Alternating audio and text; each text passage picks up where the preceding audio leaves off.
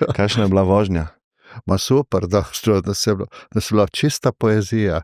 Iz Postojne ste Ja, prišli? vse spluženo, ker drugače živim v Mengšu, sam včeraj Bog ne daj, da bi šel gor. Ja. Ko mi je tale z civilne zaščite pisal, da ne grem na pot. A to je pa vaša prijetna družba, vidim. Ja. On pa vedno takole pride do gosta, se poboža, potem pa se malo sprehaja ali pa tako, ja. Ali pa je tako, doskrat je v kadru. Ga Si poznajo. v kadru, ne? Ja, ga poznajo. Ja, ti veš, kaj ti paše, ne? Ti veš, kaj ti paše. Že dolgo, koliko je star? Okrog 7. Ja, to je v redu. Mi nismo imeli sreče. Je bil nemški ovčar, pa škotska ovčarka, pa zmeraj je bilo nekaj. Enkrat rak, tako da na nič se več ne more zanesti. Ja. Ne, ta pasma je kar zdrava? Je zdrava. Mi smo za škotskega tudi mislili. So rekli, sam če bo imel kakšno sivo mreno, ampak to se da operirati, no na koncu je pa lihon imel raka, ja. Pa je tudi zaradi raka... Ja, pa to so bile še punce mehne, pa tako, kad ti z kožo je imela, pa se pa prijel je bil, pa taka je bila pa spode. Pa nismo vedeli, kako to narediti, ker živa je bila še in ko odpeleš in pa jim razložiti, da je to boljše. Ja. Pa so pa tok navezali na, v bistvu to je bilo 13 let, smo zmeraj živeli s psom, skozi je bil zunaj, ko imamo vse ograjeno in nikoli privezan in že te prvo spogledal, če je tam, če te gleda. Pa tega ni več. Tega ni več, pol zgine in pol ti kar vse ti bajka. Nekaj manjka. Ja, kar vse ti bajka. Tako da je hudič, ko se navežeš. Na karkoli. Na karkoli. Je to del življenja, ne? Tudi življenju, ja. Tako.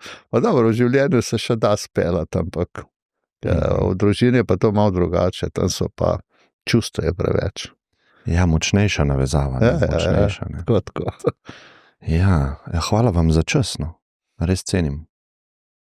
Vama je dolgo časa trajalo, da sem se odločil to. Ja, so se en let dogovarjali? Ne. Eno leto. To ni tok. Imamo že primere, ko smo na vezi že 5 let. A ja, tako. Pa ne, da bi se upirali, ampak ni pravi čas, ne, za... To je. Vedno ni pravi čas za vse, ne. Tako da... Ali pa včasih človek potrebuje tudi malo počitka. Da uredi misli, ker pri meni je bila situacija čisto drugačna, pač leta 2019 je bilo 217 medijskih stikov. Mene so sprašvali tudi tisto, kar jaz pojma nisem vedel. In sem nekaj mogel o tem povedati. To je bilo čisto nelogično, to je bilo ful utrujajoče, ker se moraš nekaj pripravljati, pa paz, da ne boš kaj neumnega povedal. Potem sem rekel, zdaj pa konec. Zakaj pa je bilo 2019? 2019 je bilo recimo taka špica v bistvu vsega.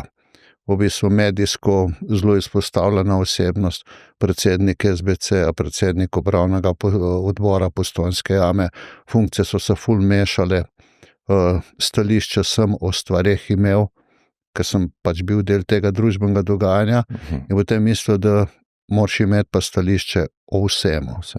A vsemu pa ne moraš imeti. Ja, mislim, nevarno je, če misliš, da imaš dobro stališče do vsega. Ali pa če postane samo všečen, pa misliš, da vse veš. A se vam zdi, da je svet prekompleksen za sploh imeti dobro stališče? Ja, mislim, danes vidimo, veliko ljudi govori o velikih stvareh, a ne, sploh na družbenih omrežjih. Svet pa je vedno bolj kompleksen. In se mi zdi, da res praskamo po površini, ko karkoli rečemo. Ja, res po površini praskamo, kaj tu globino je veliko težje. Takrat neko stališče ti lahko zavzameš na osnovi nekega splošnega mnenja. Pač splošno mnenje to govori, čredni nagon je ponavadi vedno močen, te povleče za sabo in potem ti to samo potenciraš tako kot laž. Najprej majhna, na koncu lahko postane velika. Čisto drugače pa je, ko se v stvar poglobiš. Takrat pa pravzaprav veš, da nič ne veš. In takrat šele začneš spoznavati, lahko tudi svojo zablodo, lahko tudi več zornih kotov vidiš, Lahko ti so všeč, lahko ti niso všeč in marsikdo se s tem noče sprijazniti, da če bo brskal po stvareh, če bo iskal resnico, potem mu ta ne bo všeč in bo na neki točki enostavno končal in reče, to je zame čisto v redu, to je prav, kar vsi govorijo, ni pa to nujno resnica. Ja, se mislim, da so neke raziskave sem gledal glede tega, ko ljudje imamo neka prepričanja, pa pokažemo tem ljudem nasprotne argumente, koliko je to za možgane neprijetno, pa koliko dopamina se sproža na drugi strani, ko ti nekaj potrjuje tvoja prepričanja. Ne? In to je v bistvu, se mi zdi, da vgrajen v naš ustroj noter, da je težko spremeniti mnenje, težko je spustiti prepričanje, ki ga imaš. Ne? In v bistvu iščeš po realnosti nekaj, ki ti bo dal ta dopamin, ko bo dal kljukico, da je tvoj nazor, tvoj svet pravilen. Ne? In družbena omrežja pa z algoritmi to delajo. Ne? Ja, tukaj mislim, da se zelo enega psihološkega momenta dotikamo in to je ego. Če ti kdo piha v tvoj ego, potem je čisto vseeno, kaj ti misliš. Tako misliš ful narobe, ampak nekdo ti daje prav. In potem se ti počutiš zveličan, pravilno misliš, to hočeš naprej prenašati. In to, kar ste rekli, je pravzaprav zelo nevarno. Ker ko ti kdo daje to lažno upanje, in lažno upanje ti najlažje danes daje umetna inteligenca. Ti vprašaj, ona te bo prepoznala po 2-3 vprašanjih, kaj si in kaj hočeš. Kdaj je še ona ne rekla, ko si ti nekaj argumentiral, oprosti, nisem to vedela, imaš popolnoma prav. Se pravi, ona je že v osnovi nastavljena, da je všečna. Se kako bi bilo pa to tako čudežno orodje, če bi ti pa zanikalo nekaj, ja, če bi ti šlo proti tebi, ti se z njo ne boš pogovarjal, ona te v bistvu na nek način bilda, ti bildaš njo, ona bilda tebe. In predstavljate si, ko se bodo jutri te umetne inteligence začele pogovarjati med sabo, ko se bodo med seboj te umetne inteligence bojevale, zakaj se toliko milijard pravzaprav vlaga? Zato, ko so različni algoritmi, različni koncepti, različni poudarki, se na koncu parametre, ki si jih ti vstavil ta algoritem, narekujejo odgovor. Seveda, tukaj je količina podatkov, ki jih ti imaš. Ker če nimaš ti podatkov, je to približno tako kot surova nafta. Surova nafta je popolnoma neuporabna. Pač ona je surova. Šele rafinerije jo predelajo v kerozin, v dizel, v bencin in takrat ona dobi to dodano vrednost. Isto je pri umetni inteligenci. Boljše kot bodo rafinerije, boljša bo ta umetna inteligenca. Ampak tudi zelo zavajajoča. Ker ona te bo peljala tja, kjer hočeš ti in tukaj je ta ego. Ti nočeš, da ti ona govori nekaj proti tvojim stališčem. Ni važno, kakšne so, ampak ti hočeš slišiš potrditev, no, vidiš, ona mi je rekla, imam prav. Zato so odnosi toliko pomembni pa koristni, ker drugi ti pa ne da tega vedno, ne? Oziroma, če iščeš to, bo življenje zelo prazno, ne? Ampak koliko je boleče v nekih partnerskih odnosih ali pa odnosih na splošno, ne? Ko ti nekdo ne da tega, kar želiš, ne? Ko ni po tvoje, ne? Ti res ego brusi. Ja. Ko ni po tvoje, je pravzaprav moč človeka, da začne poslušati. Ker če vse po tvoje, potem tako koliko se sploh ne potrebuješ. To je pač kot en zanos, da pač nekam odnese v neko vsemogočnost, ampak tam je na koncu praznina. Tam si na koncu čisto sam. Tam nimaš nobenega nasprotnega stališča. Nimaš niti možnosti, da bi razmišljal o mnenju nekoga drugega. Niti nimaš možnost, da bi izrazil, ker je enostavno samo tvoje mnenje. In ko je samo tvoje mnenje, potem je to zelo pusto. Mene najbolj tako izzove, ko mi kdo reče, jo veste, predsednik, to pa ni tako, super, kako pa ti to vidiš? In takrat vidiš, da so neke drobne stvari tako pomembne, kako se dotikajo lahko velike tudi skupine ljudi, ampak so drobne. In če to z eno potezo popraviš, je to neverjetna hvaležnost teh ljudi. Če pa rečeš, jaz sem se tako odločil, potem je pa to absolutizem. Ja. Kako imate z zaposlenimi pa ljudmi, ki vam sledijo, pa jih vodite, a ne? To bi me malo zanimalo. Ker sam sem tudi v taki situaciji, a ne, že nekaj časa in te dinamike spremljati, pa kako opolnomočiti ljudi, da nimajo strahu pred nestrinjanjem s šefom, a ne? To je v bistvu res ena taka umetnost vzpostaviti tako okolje, a ne, ki je zelo pomembno. Če me to vprašali pred 35 leti, je bil odgovor čisto drugačen. Ampak 35 let dela z ljudmi pomeni eno neverjetno izkušnjo. Izkušnjo v tem smislu, da spoznaš, starejši, ki si, da si samo del tega. Lahko si na vrhu, lahko si špica hierarhije, ampak vedno samo del tega. In ta moja podjetja so tako v javnosti, pač imam lep naziv predsednik upravnega odbora, taka zveneča funkcija. Ampak v svojem podjetju sem samo eden izmed. Razlikujem se morda od vseh ostalih to, da so mi pripisali vlogo vodja, da svojo karizmo jih moram povleči za sabo, da mi sledijo zato, ker verjamejo, da so moje odločitve prave, da delajo in se uskladimo v tistem, kar je naša smer, kar je naše poslanstvo, kar je naša vizija. Nikoli pa moj način vodenja ni bil avtoritaren ali pa avtokratski ali pa edini možen.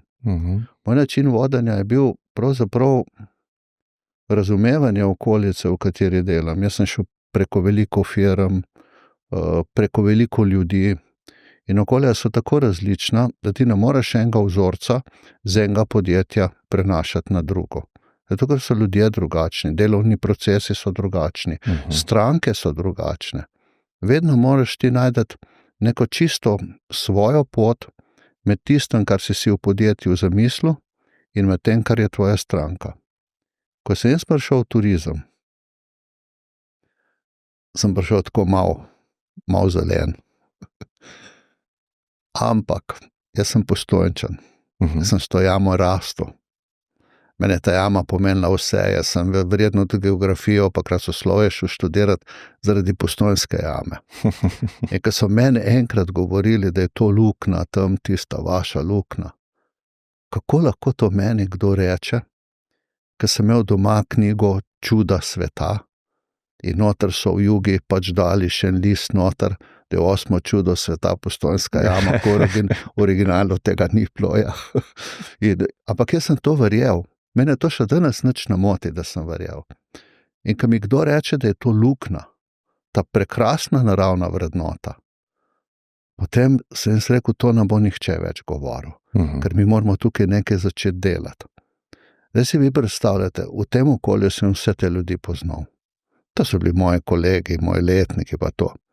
Ampak tako prejšnja Postojnska jama, Istrabenz, so imeli filozofijo, da nikoli ne sme voditi Postojnske jame domačin. Ko bo prej ali slej podlegel pod njihovimi pritiski pa to. Aha.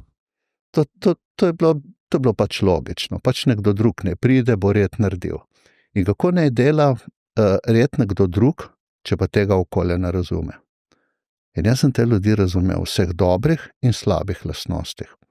Ampak mi smo se odkrito pogovarjali, mi smo bili vsi na ti. Mi nismo bili to morate, poslušaj, kaj ti to misliš, kaj ni bilo prej prav, to, kar vi delate, ni prav, to ti jaz povem, ko gledam od zunaj. In tako smo mi zgradili nek odnos. Predstavljajte si, da sem prišel v firmo,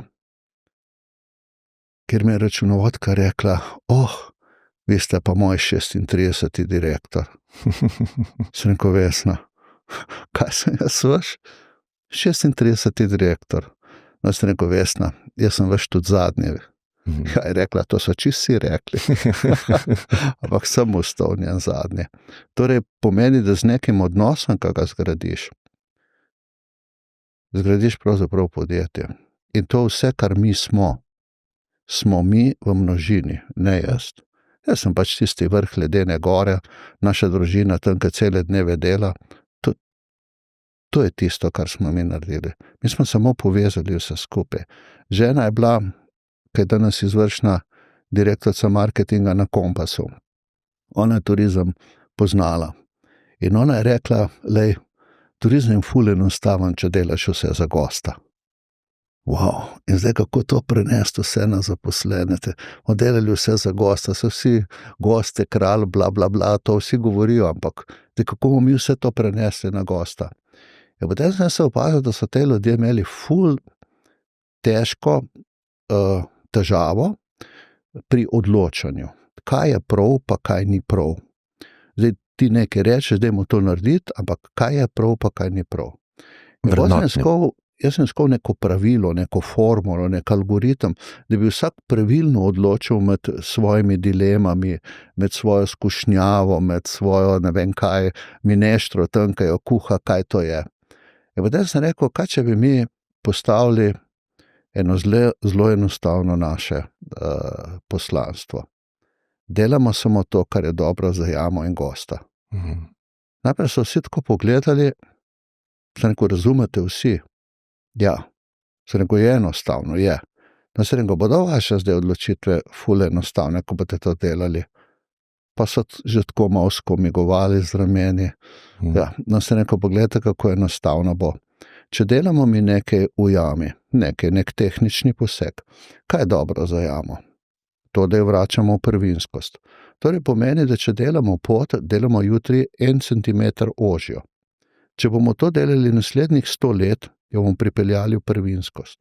Se pravi, torej razumete, jama potrebuje vedno manj svetlobe. Torej, dajmo tak svetlobni režim delati, da ga zapiramo. Dajmo kontrolirati število obiskovalcev, kako prihajajo v jamo. Se pravi, na koncu so vsi razumeli, kaj je dobro za jamo.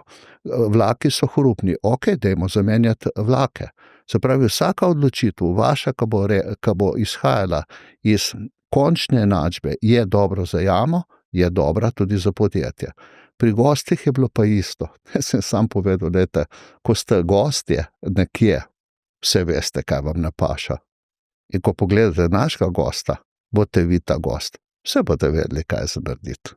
In to je tisto, kar je bilo na najbolj enostavni način povedano, seveda, moraš biti pa zgled. Prvi moraš pobrati papirček na promenadi, prvi se moraš z gostom pogovarjati, ko nekaj želi, prvo mu pomagaš, ko ga nekaj vidiš. Prvi si tisti, ki ne pride na promenado, pa piše tukaj predsednik upravnega odbora, ampak imaš tako uniformo kot vsi in vidijo, da si del njih, da razumeš delovni proces. Če ti delovnega procesa ne razumeš, kako pa boš ti sploh vodil firmo? Jaz sem dostikrat v mojih podjetjih dobil razne profile, ekonomiste, pravnike, ne vem, kaj vse sem dobil. Ampak sem rekel, kaj če bi mi začeli v skladišču? Pa so rekli, jaz zato nisem študiral. Ja, ampak si ti že kdaj bil v skladišču?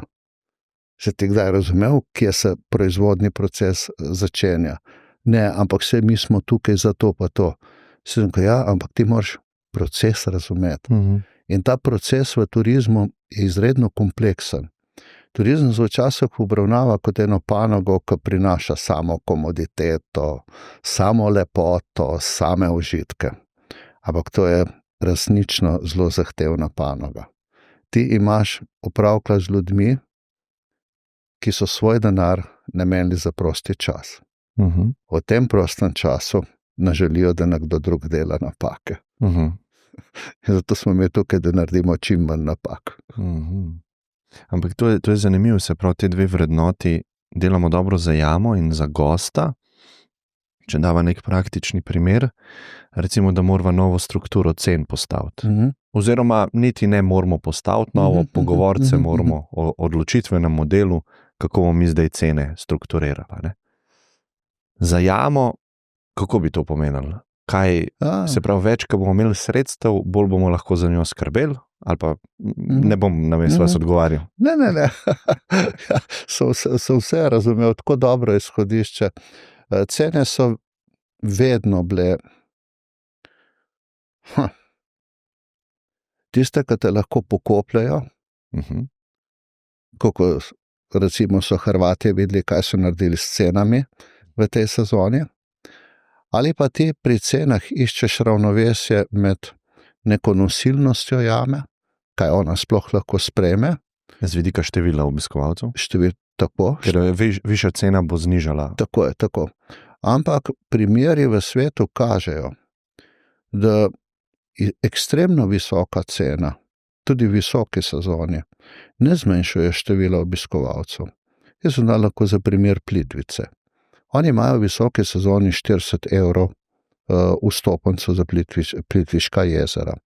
Ampak s tem oni so v UNESCO. Oni so zelo regulatorni. Ampak s tem niso oni zmanjšali število obiskovalcev. Ko smo se mi tega začeli zavedati, smo se zavedali, da imamo neko neverjetno močno orodje. In to je naš vlakec.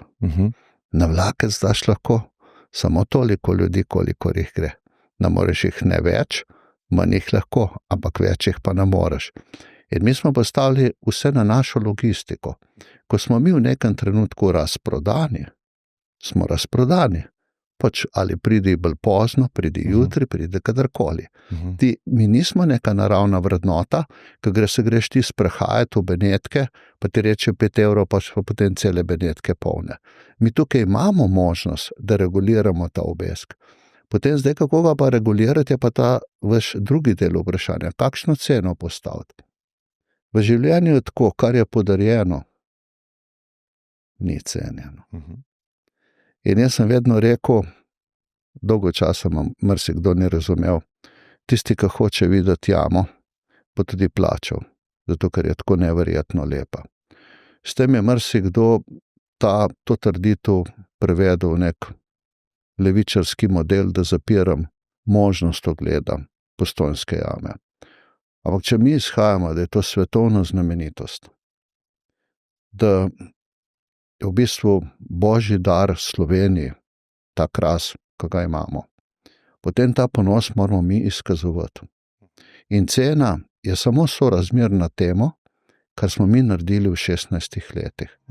Če bi kdo pogledal, kakšen je bil ta park Postojnske jame, ali pa jaz, ki ga vidim še danes, to je bila čista stramota. A je to park je pred jamo, ali kako? Park mislimo vse, kar je pred jamo. Od parkirišč, restauracij, hotelov, razstavnih paviljonov. Eni mislijo, da Postojnska jama so vstopnice, tam en kiosk. In potem je jama. Ja. In potem je jama in greš noter. Ja. Ampak to je vse to. V bistvu, in ko vidiš ta park, ko ti priznavajo, kako je vse urejeno, kako je to vse sinhronizirano, kako mi njega razumemo, ker mi ga vprašamo, ko pride k nam promotorji, a greste v Postojnsko jamo, ja, kam bi pa šukal v Postojnsko jamo. Tako da on s tem najbolj enostavnim vprašanjem ve, da mi vemo, zakaj je on tukaj. In potem ga sprašujemo, kaj še želi, in zato so te obiski pri nas prijetni. Ampak ne bi se rad umaknil od cene. Zato, ker cena je v tej Sloveniji bogokletna. Ja. Zato, ker bi moglo biti vse zastonj, vse naše. Ampak enostavno ne sme biti. A si kdo predstavlja, da imamo mi ceno 1 €? V redu, 1 € imamo ceno. In potem bomo imeli koliko ljudi v jami? 3 milijone, 4 milijone. Vsi bodo hoteli to videti za 1 €. Malo se bodo šli po zim pogret, polet se bodo šli malo pohladiti. To ni trajnostno. Cena je vedno tisto, kar je v predsezoni, tako kot je zdaj ta čas, pri nas najbolj delikaten čas, kako jo nastaviti. Mi nastavljamo cene približno tako, da na globalnem nivoju ostanemo nekje v višjem srednjem cenovnem razredu, nikakor ne v najvišjem, pa bi lahko bili. Kaj pa je to najvišje, recimo? Najvišji cenovni razred so tam ogledi od 45 pa do 60 €, pa ni nujno, da gre to za izjemne znamenitosti. Aj to recimo Louvre v Parizu?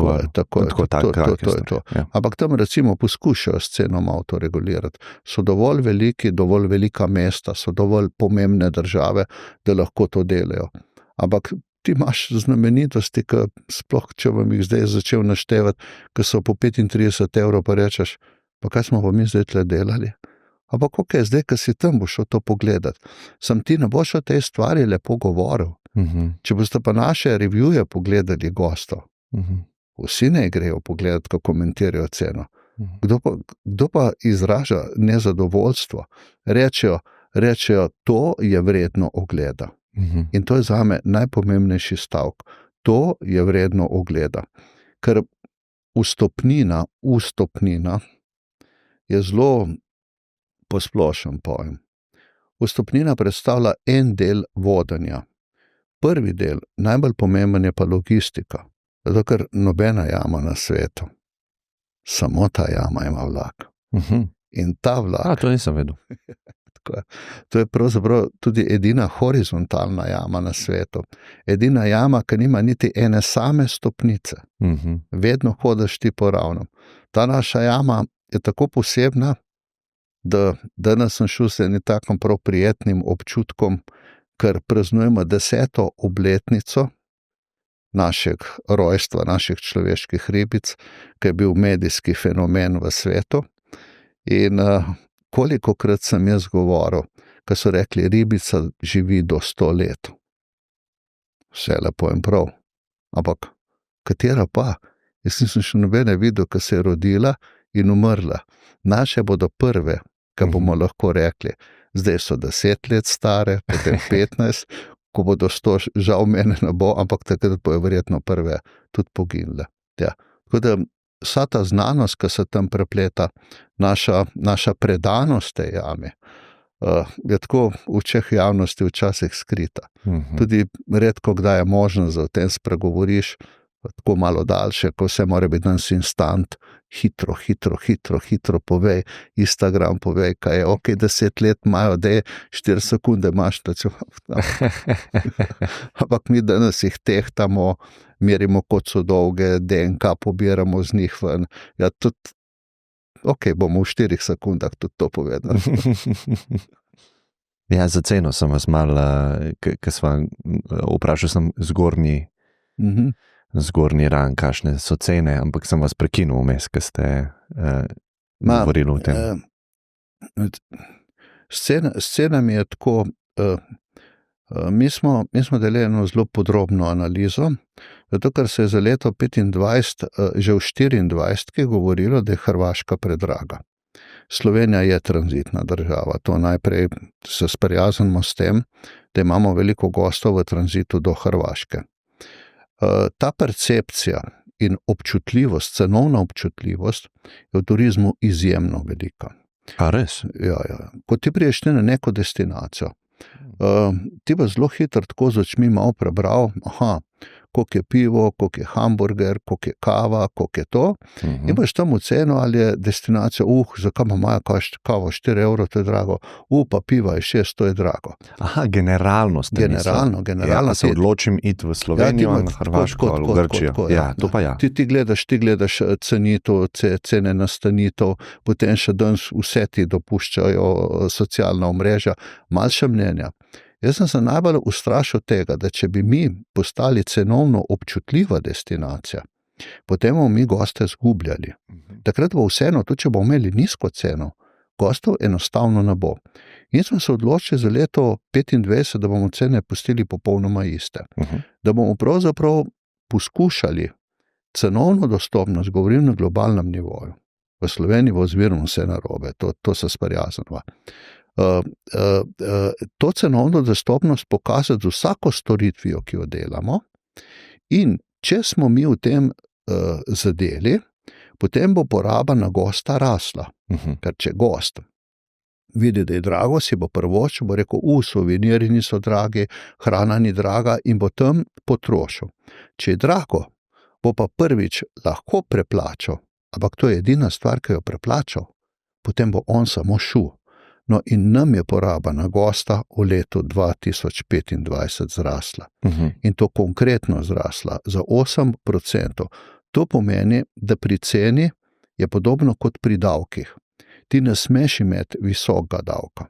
Ti moraš imeti primeren davek, da imaš veliko teh, ki davke vplačujejo.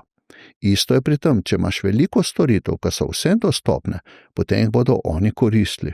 In če bi to logiko mi prenesli, pa neko tudi na nivo države, potem bi mi postali tudi kot država privlačni, ker državo zanimajo davki, kaj pa pravzaprav drugega zanimajo. In če bi mi delali na davčnem zajemu, potem bi imeli veliko davkov in bi bili bogata država. In zdaj, ker mi imamo veliko dostopnih cen, smo uspešni, ampak kaj zdaj tle narobe? Kaj narobe? V javnosti je narobe to, da nam je uspelo v teh 16 letih. Narobe v smislu česa? Kaj vi zaznate? Kakšna so sporočila? Sporočila so v bistvu smešna.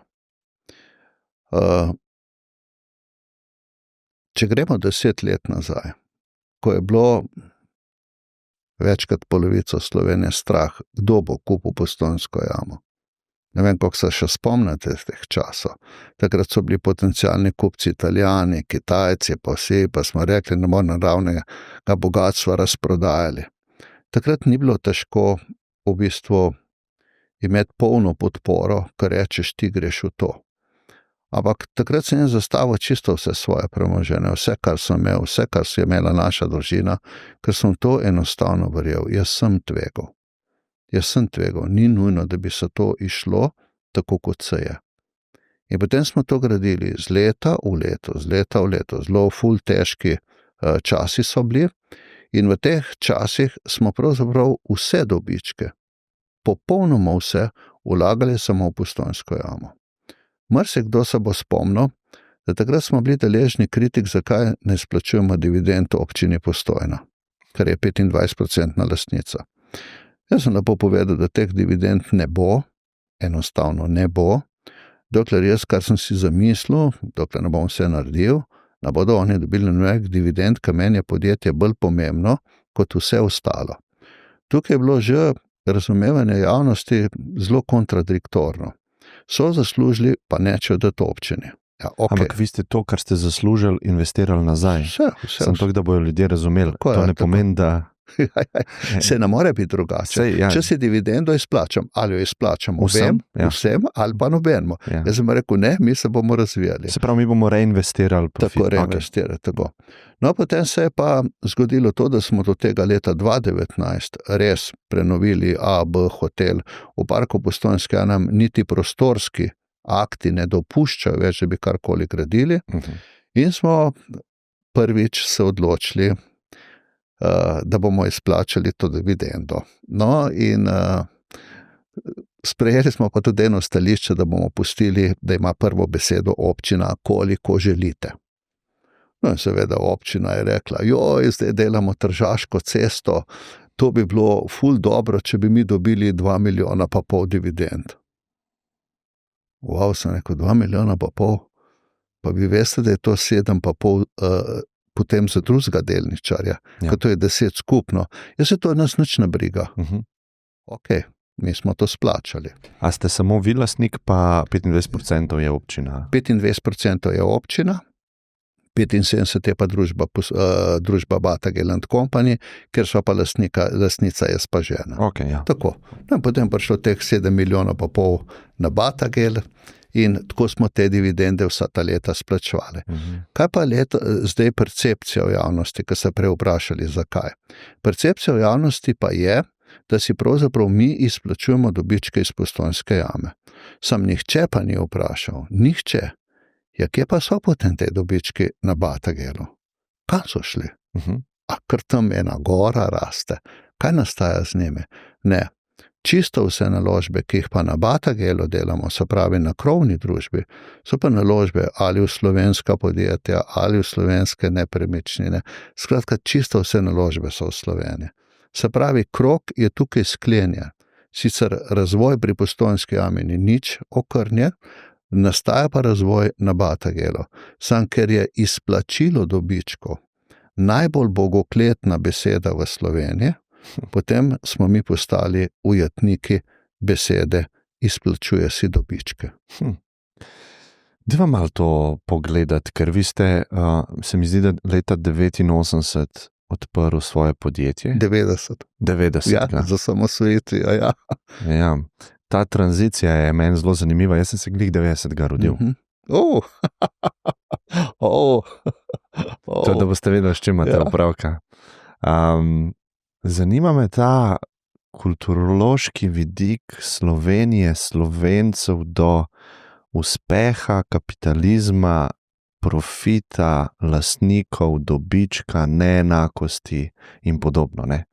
Ker moji generaciji, mojem krogu, mi smo imeli to srečo nekako, da so vsebine iz sveta, Amerike, nam nekako prežele in nimamo problema s tem. Razumemo pač, kaj rabiš, da si uspešen podjetnik. Rabiš kapital, nekoga, ki tvega, rabiš delo, delavce, ki so zadovoljni, ki verjamejo v vizijo.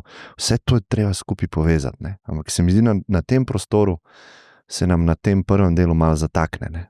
Nekdo je lastnik, nekdo ima kapital, nekdo ne dela, izkorišča in mogoče celo v vašem primeru vi izkoriščate nekaj, kar je naše, ne? Mogoče celo. Ker Postojnska jama to je nek naravni pojav na našem ozemlju. Ne? In zdaj nek pokvarjen kapitalist izžema to. Koliko časa imam za odgovor na to vprašanje? Se mi zdi zelo pomembna tematika. Mislim, da to, kar ste šli čisto v jedra mojih razmišljanj ali pa 36 let dela. Jaz sem se izobrazil v drugem družbeno-ekonomskem sistemu. Jaz sem bil pač indoktriniran že zaradi tega, ker od srednje šole pa na faksu so nas pač učili vrednot tistega družbeno-ekonomskega sistema. To nikoli ne gre pozabiti. Po svoje sem bil tudi kritik tistega sistema, zato ker sem stalno govoril, da nima ekonomskih komponent razjasnenih. Da pač je ta socialni vidik izjemno močen, ampak socialni vidik ne razvija nadpovprečja. To je paradoks na današnji čas, da se vsi borimo za biodiverziteto. Ne, da hočemo imeti lepe travnike, metuljčke, čmrle, vse to bi radi videli. Ampak kaj pa mi pravzaprav delamo? Mi pa delamo zelenice. Vso biodiverziteto smo zatrli. Vse porežemo. In tako je tudi pri ljudeh. Enako. Mi hočemo zdaj vse porezati. Vsi naj bodo enaki. Tisti, ki niso sposobni, morajo toliko zrasti, da bodo enaki. Tisti, ki pa ful hitro rastejo, tiste pa hitro odrežemo, da ne bodo ven štrleli. Moj čas 90-ih let je bil čas, ko sem jaz rastel, kakor sem hotel. Moja ambicija je bila takrat neizmerno velika. Po faksu sem šel učiti. Jaz sem učil 2 leti na srednji gozdarski šoli, 2 najlepše leta. Spoznaval sem mlade ljudi, tretje, njihovo željo, njihovo, da bi nekaj naredili v tem življenju. Oni so me toliko pelali naprej, da sem se enostavno to službo pustil, ker sem rekel, jaz moram nekaj narediti. Zato sem imel to 46. podjetje ustanovljeno v Sloveniji. V Krškem dol smo ga ustanovili, temeljni kapital je bil 1 telefon pa 1 omara. Torej, bogati ljudje v Sloveniji se niso rodili. Če danes kdo govori percepcija mojega priimka kot bogatstvo, se to bogatstvo ustvarilo. In to bogatstvo se ni ustvarilo s Postojnsko jamo. To, kar se danes hoče povedati. To bogatstvo se je ustvarilo z ambicijo, željo, s predanostjo, strastjo. Jaz jutri v redu, ne bom več jame. A kdo misli, da jaz ne bom še naprej tako delal? Jaz bom še naprej to delal. In ko ste se dotaknili mladih, jaz neverjetno opazujem te X-e, Y, Z-e, ne vem, kaj bo jutri še prišli. Ampak nekaj me pri vsemu skupaj moti. Moti me to, da razen redkih posameznikov so to zelo permisivni ljudje. Oni so bili tudi permisivno vzgojeni. Oni niso bili rahlo agresivno vzgojeni. Zato, ker če nimaš ti nekega obrambnega instinkta, ti se potem v določeni situaciji ne znaš ubraniti, kako se ne zna Evropa.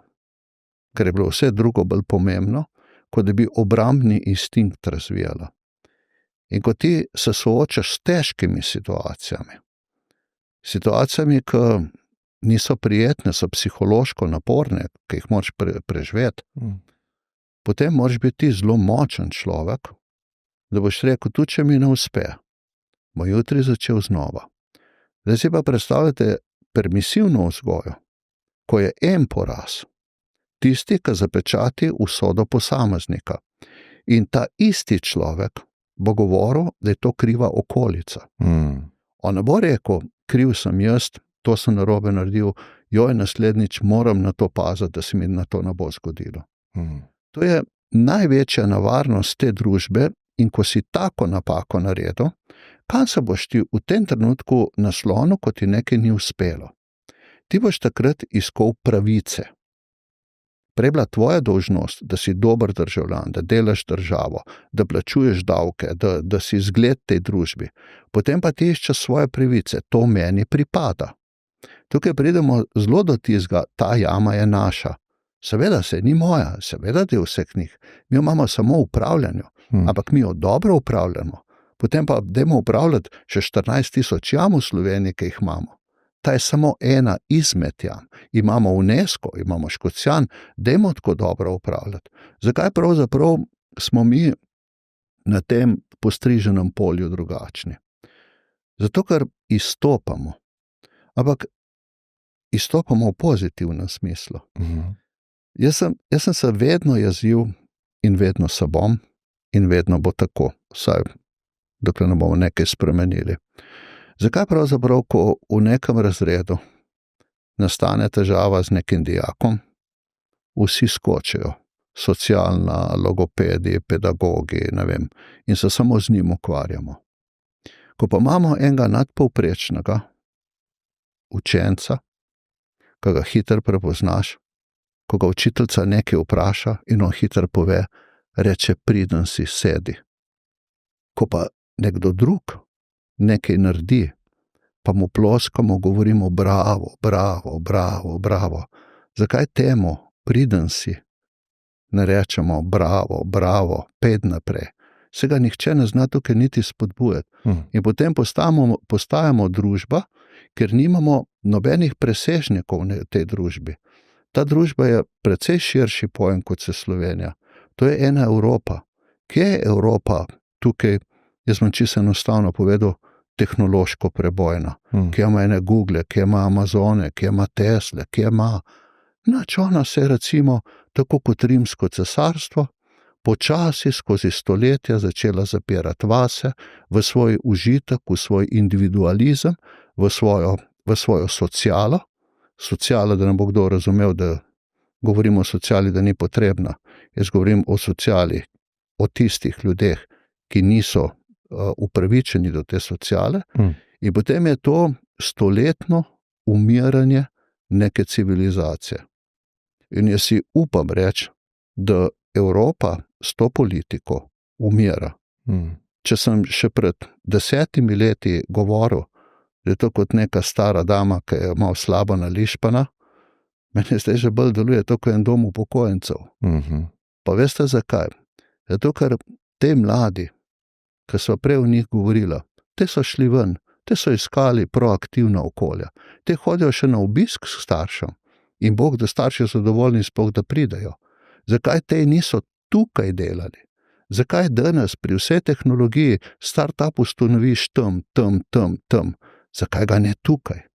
A je to res okolje, v katerem si želijo vsi živeti? Ne. Jaz bi pa hotel imeti tako okolje, da bi tukaj vsi želeli živeti. In v 36 letih sem šel čez vsa ta obdobja, čez vse te faze. Jaz sem to videl. te ljudje so rasli z mano, danes so eni že v penziji, jaz bom šel kmalu že v penzijo, ali če bom sploh šel kdaj. Ja. Jaz sem to videl in sem videl, koliko pravzaprav smo te vrhove v zadnjih 15 letih vztrajno rezali. Enkrat malo odrežeš, drugič malo odrežeš, tretjič malo odrežeš. In ko sem prej omenil Rimsko cesarstvo, jaz ful rad berem, ker zgodovina nas toliko tega nauči, da se ne bi ponavljali v napakah. Ampak napake, ki jih v tem trenutku dela Evropa, pa tudi naša družba Slovenija, je v tem, da je to družba daril. Daril v tem smislu, lahko tudi razložimo v parih stavkih, da te mlade prej, ki so permisivno vzgajani, niso fajtarji, oni se ne borijo za nekaj, da bodo rekli, to bomo naredili.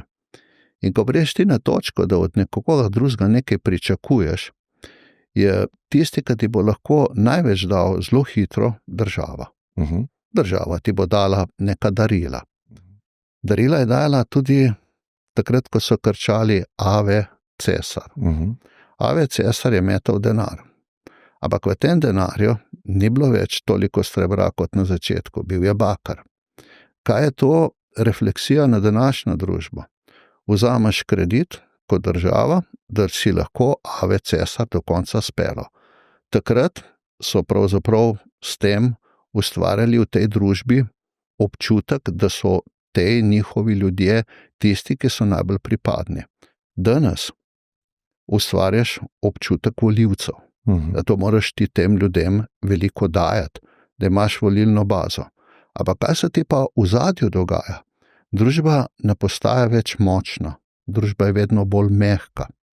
In v tej mehkobi je Rim reševal s tem, da so pač barbari prihajali noter. To v teh stoletnih vojnah, ki jih je bilo zmerno več. Evropa ima problem v tem trenutku z migracijami. Z migracijami ima problem zaradi svoje demografske politike. Mlajša kot je demografska politika, več kot je mladih, več je energije, več je želje, več je nekega naboja, da bomo nekaj naredili. Če teh ljudi ni, potem družba ne more biti hitra v razvoju.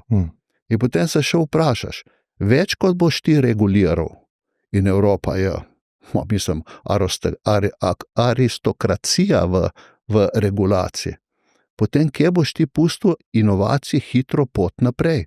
Če še rodila se ni inovacija, že si jo reguliral. In tukaj so temeljni problemi, zakaj, ko se pogovarjamo o tem, kako bi bili dobra družba, dobra podjetja, da bomo tukaj delali, se moramo najprej vprašati, v kakšnem okolju mi sploh delujemo. In jaz si res ne želim okolja kruha in iger. Ker to vemo, kam je pripeljalo. Če je zahodno Rimsko cesarstvo okrog leta 400 propadlo, je bilo vzhodno še 1000 let živo. In bojim se, da smo v tem civilizacijskem,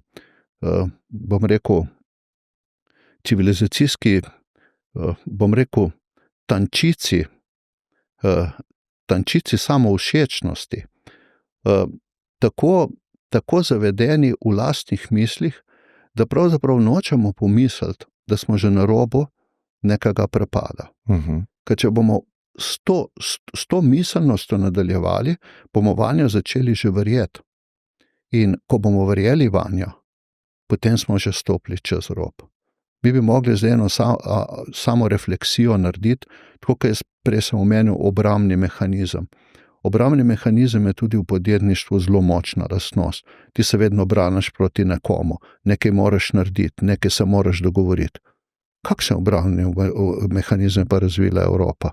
Nobenega. Imela je poceni ruski plin, ful je vse laufalo, na zelenih energijah smo delali celo mantro, ampak na koncu, ko se je pipca zaprla, smo pa mi postali popolnoma odvisni od koga? Vse od drugih, ker zeleno prehodom nismo šli naprej, a zeleni prehod nas je povozil s Kitajsko, če hočete, čez avtomobile. Zato, ker so sam pustili, da smo mi naredili, oni so pa lepo upgradali in stvar pripeljali do konca. Obrambni mehanizem je še eno. Mi smo pač mislili, da se nič ne more zgoditi. Če to misliš, potem pa ne delati protipotresne hiše. Potem kar hišo s kart naredi in reči, nikoli ne bo potresa. Ti enostavno moraš za svojo varnost skrbeti. Ne gre za to, ali smo pacifisti ali nismo pacifisti, ampak varnost je temeljna lastnost vsake celice družbe. Varnost se začne v družini in za to varnost boš ti vse naredil. Kot družba se pa umaknemo v te varnosti. Rečemo, nekdo drug bo poskrbel zame. Poglejte tragedijo v Švici. To je zame najlepši primer, bom rekel, tudi napačne vzgoje. Tragedija se je zgodila. Ampak kako je mogoče, da te ljudje snemajo in se ne zavedajo nevarnosti? Prvo, kar bi mogli narediti, bi mogli pobegati od nevarnosti. Ta obrambni mehanizem bi se... To je ta požar, mislite, ne? Ko so ljudje snemali, namesto da bi evakuirali se. Tako je. Samo evakuirati, pobegni, to je nevarnost. To je obrambni mehanizem, ki ga moraš ti dati nekomu tudi v času vzgoje. Tudi v času vzgoje ga učiti v temo. In jaz si želim, da bi pravzaprav ta družba pozitivno gledala na to. Jaz ne morem, mi zmeraj pridemo v nekih pogovorih do politike. Jaz sem rekel, politike ne bom komentiral, to je njihova obrt. Ampak v tej politiki bi bilo edino prav, da bi bila najprej za njih, za njihov moto, za vse, kar je država. Potem naj bo stranka in potem naj bodo oni. Pa če bi zdaj vprašal večino ljudi, a je res tako, ne bi rekli, najprej so oni, potem je stranka, potem je država. Tukaj ne bomo speljali to. In jaz bom podpiral vedno tistega, ki bo imel državo prvo. Tako kot v mojem podjetju nisem jaz pomemben, ni moja družina. Pomembno je podjetje. In zato, morda smo zato tukaj naredili to, kar smo, morda zato se vsi razumemo, zato smo veseli, da se vidimo vsi zaposleni med seboj. Zato nimamo te čiste hierarhije, pa če imamo, se vsi vemo, kam kdo spada. Ampak to je na taki horizontalni ravni, ne na vertikalni. Ne morem verjeti, koliko dobro ste analizo skomuniciral, pa ne morem verjeti, koliko se strinjam z njo in podobnih stvareh razmišljam. In tudi sam bi to podpisal, če bi mi dal to za podpisati. Imam pa zdaj, to je toliko enih stvari, kako bi se lotil tega, kaj so rešitve. Zelo težko moj pride do nekih enostavnih predlogov za rešitve, ampak pridem pa do nekega srža problema, pa me zanima, kaj vi mislite o tem. Začeli ste s tem, pričakujem nekaj od zunanjega okolice, ne najdem pa tega znotraj sebe. Temu rečejo ponovadi, kje imaš lokus kontrole. A imaš interni lokus kontrole, a imaš zunanji lokus kontrole. Lokus je v bistvu pozornost, na kaj se osredotočiš kot posameznik, kje se skriva rešitev za tvoje življenje. In strinjam se, da opažam, da naša družba, vključno z mano, dostikrat iščemo rešitev zunaj sebe in zgrešimo v tej analizi. Popolnoma se odrečemo moči, ki jo imamo kot posamezniki za svoje življenje. Pa to ne pomeni življenje z vidika tega, kako bom zaslužil, kako bom uspešen, ampak vsega. In se mi zdi, da družbe, ki so bile trše, ko je težje bilo, so mogle najti lokus kontrole znotraj sebe, ker zunaj je bilo kaotično in nič nisi našel zunaj. Vedno se spomnim tega, ko so bombardirali London nacisti, da ni bilo samomorov, ni bilo depresije, zato ker je bila zunanjost grozljiva, kaotična, peko je bil. In ljudje so se mogli obrniti znotraj sebe. In so najdel verjetno nekaj v skupnosti, v teh težkih težavah. Zdaj pa pač sedimo na lovrikah, Evropa sedi na temu in nas potiska zunaj sebe. Iščemo zunaj sebe rešitve in posledica je, da ne moramo sprejeti odgovornosti. Odgovornosti za svoje življenje. Nimamo sposobnosti odgovora. Dve stvari ste izpostavili, kaj lahko naredim, pa druga ste omenili moč družbe. Močna družba rodi slabe voditelje. To je bilo vedno tako. In slabi voditelji naredijo slabo družbo. In tukaj je paradoks vsega. Ko se bomo mi zavedali, da smo... cikl, ne? Tako, ampak zdaj je paradoks vsega. V slabi družbi se bodo rodili pa močni voditelji in naredili dobro. Torej, mi smo zdaj na tej točki, ko se že odkrito pogovarjamo, da ta družba je slaba in da potrebujemo močne voditelje. S tem paradoksom živimo. Potem ste pa najlepše začeli, kaj pa lahko naredim. Jaz ne bi odprl teh tematik, če ne bi tudi razmišljal o tem, kaj pa lahko naredim ali pa naredite. Jaz mislim, da največ lahko naredite pravzaprav vsi vi tam do 40, do vaših 36.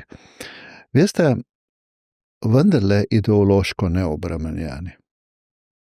Jaz sem. Ja. Jaz sem že zaradi zgodovine mojih staršev, cele rodbine, jaz sem. Ampak jaz sem se od tega moral distancirati, da sem to pozabil. Vi niste, razen če niste bili vzgojeni. Vi imate eno čudežno orodje in to je to. Nobena volilna kampanja ni tako močna kot to. Nobena misel ni tako močna kot ta. Samo signali morajo iz tega prihajati pravi. Organizacija preko tega ne terja veliko denarja. Terja pa pogum pa disciplino. V zadnjem mesecu pa pol sem imel ogromno srečanj, predvsem z mladimi, ki sem jih spodbujal, da ne dobro družbo tukaj začnejo delati. Konkretno, da svoje stališče, ki ga imaš do nečesa, izražaš. Jaz sem danes prva zato, ker sem po dolgem času hotel izraziti stališče. Če bi bil jaz tiho, in sem bil tiho, jaz nisem nič spremenil. Če bom danes enemu povedal, da ne izrazi stališče in dela dobro družbo, potem je namen današnjega obiska v celoti izpolnjen. Ker ko se pogovarjaš z vašo generacijo ali pa dvemi generacijami, so stvari kristalno jasne. Se pravzaprav si niti toliko ne želite iti ven, pa nekje uspeti. Ne. Vi hočete to pogledati. In tukaj je ta groza, ki je naredil Erasmus. Erasmus je bil ustavljen z namenom in obstaja zato, da bi šel ti pogledati. Ampak zakaj v tem Erasmusu niso hodili Nemci k nam, pa Italijani, pa Španci, pa to, ampak vse smo hodili mi ven. In mi, ko smo šli ven, potem niso prišli več nazaj. Torej mi smo izvažali najdragocenejši intelekt. Tisti, ki smo ga tukaj izobrazili, kakorkoli, naši prekrasni profesori, tisto smo mi porili takole lepo brezplačno Evropo. Kaj smo pa dobili?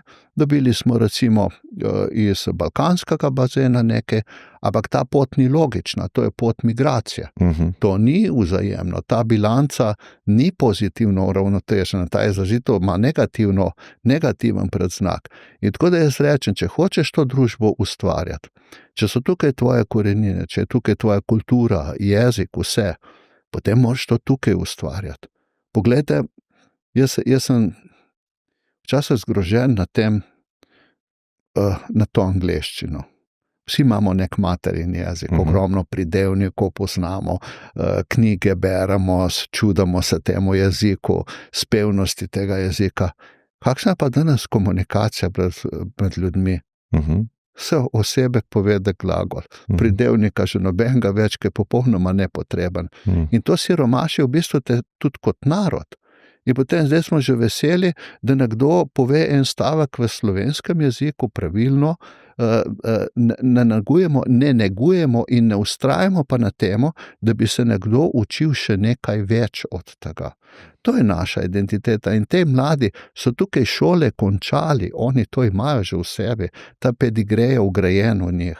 Ampak oni rabijo samo to spodbudo in če jaz dajem to spodbudo, prav jo bom pa dajal, dokler bom migal, ampak jo bom dajal. tukaj imate možnost, če sem jaz možnost od 90 let, ko sva šla prej, do danes iz popolnoma nič, z enega profesorja geografije, prišel do kjer sem, pa ne v materialnem smislu, ampak v temu, da vem, da se da to narediti, lahko to naredi vsak. Jaz se res nisem oziral, jaz sem sovražil vedno povprečje, jaz sem bil športnik, jaz pa če nisem zmagal, jaz sem bil slabe vole. Ja, jaz sem se boril vedno. In vedno se bom boril. In veste, koliko poraz je bilo v moje življenju? Verjetno več kot zmag. Ampak na koncu sem prišel do konca, da tiste zmage na koncu, kaj pa na koncu govorim, kje sem bil na svetovnem prvenstvu, pa to, vse vmes, kar je bilo, nič ne govoriš. To je bila samo pot k cilju. In to bi lahko vsak zgradil tukaj. Se ne moš ti, če si prvi izgubil? Zdaj ena tako hecno povedal. Ko sem na občinskem prvenstvu bil tretji, sem tisti pokal prijel in sem ga vrgel v smeti. Mene je videl trener, da sem to naredil. Takrat sem bil še tak mehen, me je prijel za ušesa in me je pelil do tiste kante in rekel, zdaj poberi to ven, kamor si vrgel, odnesi domov in ga daj na najbolj vidno mesto. In vsako jutro ga poglej, zakaj tam piše tretje mesto, zakaj ne prvo. Rekel, in takrat boš ti šele razumel, kaj si narobe naredil. Ne to, da si vrgel stran. Rekel, ti lahko zdaj tudi nehaš to, kar si naredil, ampak to boš ti naredil. In še danes je tisti najbolj dragocen pri meni. Tisti, ki sem ga vrgel stran.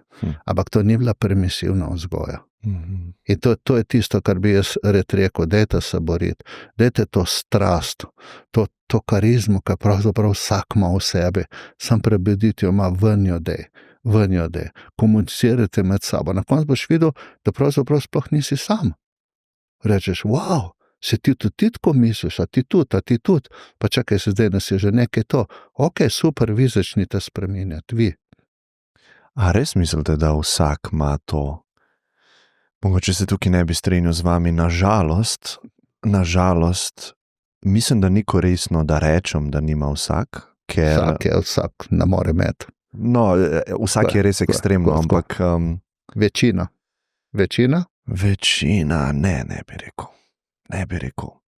In škoda je to, ker itak nobenega specifično ne izpostavljam, vsak bo slišal sebe, pa bo sebe dal v nek predal, to je njegova stvar, ampak če bi bil res iskren, kako opažam ljudi, pa gledam iskrce v očeh, pa to, kar govorite vi o sebi, da ste imeli ambicijo, tega ne vidim, tega ognja ne vidim pri vsakmu. In zdaj ne vem, kaj je razlog je, lahko je milijardo razlogov, od genov, do vzgoje, do situacij, ki se te zgodijo, ne. Zelo kompleksno je življenje, ne, zelo kompleksno. Prav, ampak dajva pogledati na boljše, da vsak ima. In vsak ima? Nekaj dobrega. Nekaj, ja, to pa se strinjam. Nekaj dobrega. In tisto prebujemo. Sej, a je kaj drugače? Lejte, mi naredimo razpis za neko delovno mesto. In zdaj se ti na tisto delovno mesto prijavi veliko ljudi. Ti se z njim pogovarjaš. Ok, pa vidiš, da ni za tisto delovno mesto. Ampak jaz vem, da za nekaj pa je. Pri vas? Tako je, potem ga pa vprašam, kaj pa tebe zanima, kaj pa ti rad delaš, kaj pa bi ti lahko pokazal. In potem morda odpre nekaj, pa rečeš, ja, v redu, a bi ti to delal? Ja, to pa z veseljem. Zakaj se pa prijavil? Ja, zato, ker je bil to razpis. Ja. Tako da, in kolikokrat se je že pokazalo, da tisto, kar ti na začetku misliš, da je, misliš ti. Ampak tisto ni nujno, da se bo zgodilo. In če bi jaz po pravilih deloval, potem ne bi za vsi zame mislili, da sem ali ekonomist, ali pravnik, ali nekaj. Jaz sem geograf pa etnolog. Jaz se nisem okvirjev postavil, kam grem. Jaz sem se pač postavil, da to je moja pot, kaj bo na njej prinesla, kaj iz tega bo. Sem vsemu pustil prosto pot, ekonomiji, pravo, geografiji, kar hoče, sociologiji. Zato, ker je bila ta širina tista, ki me je nekako navdihovala. In tako tudi človek v sebi vedno nosi nekaj, ampak ali nočemo prepoznati, ali pa on misli, da to nima. Morda dobili smo eno punco v marketing, taka ful zadržana, tam tako za mizo je bila, ni vedel niti, kaj bi z njo delal. Potem pa vidim, sem rekel, kaj pa imate na tisti mizi? Pa reka blok. Sem rekel, kaj pa v tem bloku, ker sem videl, da nekaj riše. Ja. Pa rekla, pa sem si naredila skico Jamskega dvorca. Pa sem ga, pa mi lahko pokažete? Ja, in mi pokaže. Prekrasno lepo riše.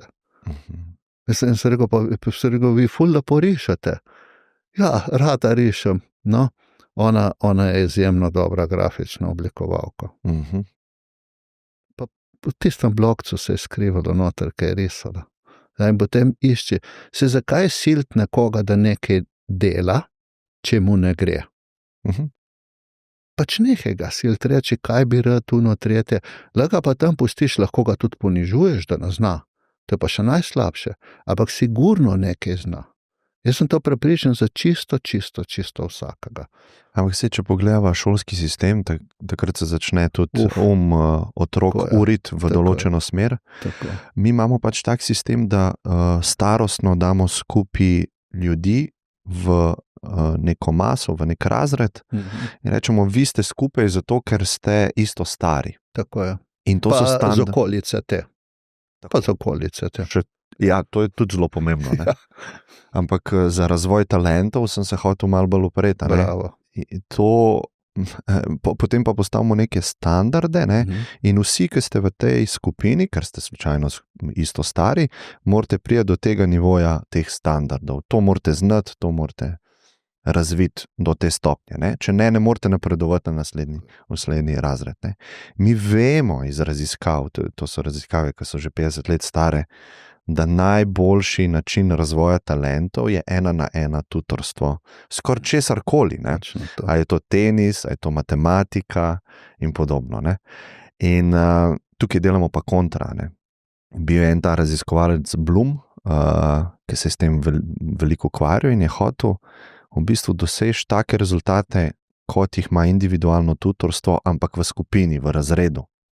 In takrat je bilo to zelo težavno narediti, ker v 80-ih letih je on to delal, ni imel tehnologije na voljo. Ne? In enostavno nimamo toliko sredstev, da bi vsakmu posamezniku omogočili to, kar ste vi temu na razgovoru omogočili, tej, ki je slikarka oziroma grafična oblikovalka, ne? Se pravi, da se nekdo individualno, mentorsko posveti vsakmu otroku in najde ta talent, ki pa res verjamem, da ga ima vsak nekje. Ne? Ampak s tem načinom jaz mislim, da veliko talentov spregledamo in to je taka škoda za družbo, ki si po moje niti ne moramo predstavljati. Ne?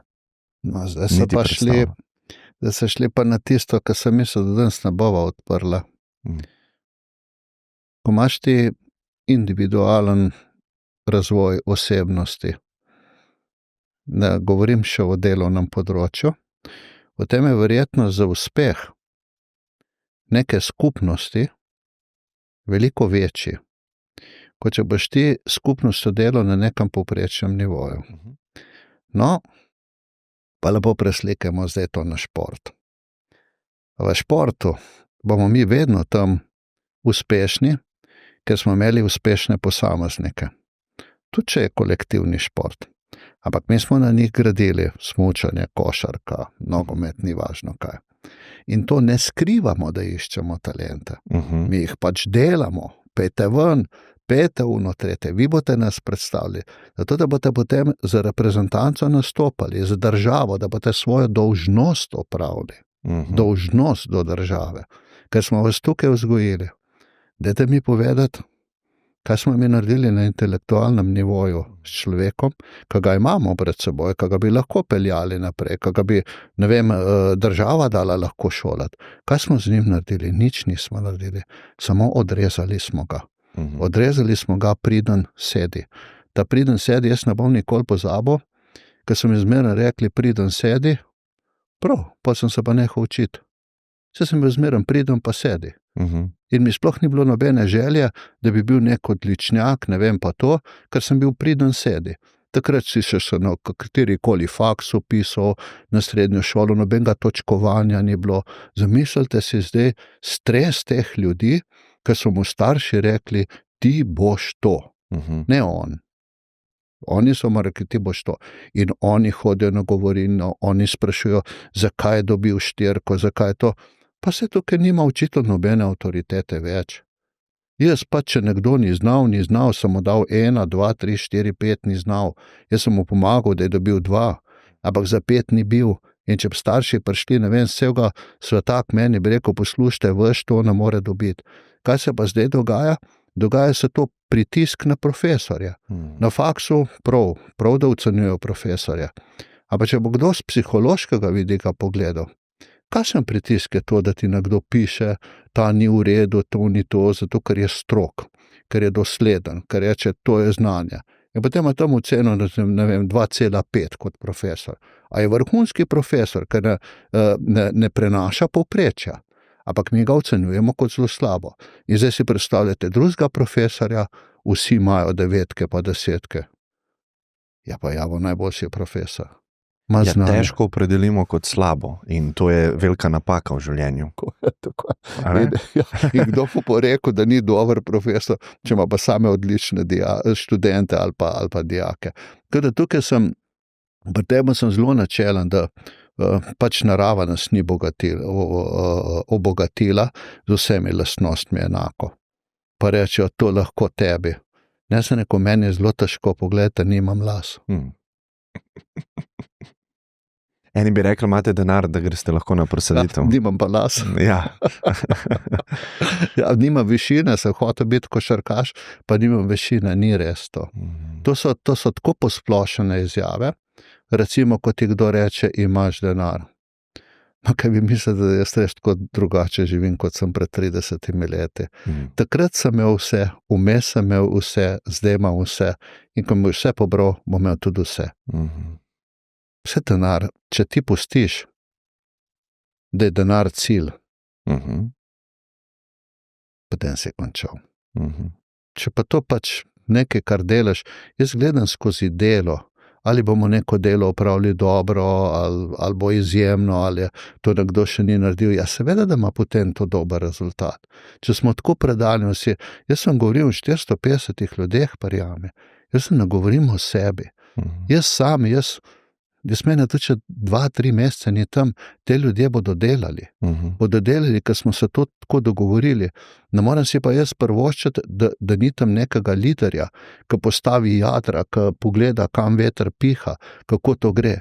To pa je moja naloga. Ampak tisto, kar smo zgradili v 16 letih, nihče nam ne bo pobral. To je ekipa, tukaj se ne da cele ekipe zamenjati. Še v športu, ko zamenjaš celo ekipo, potem se ti čist drug koncept postavil. Ja.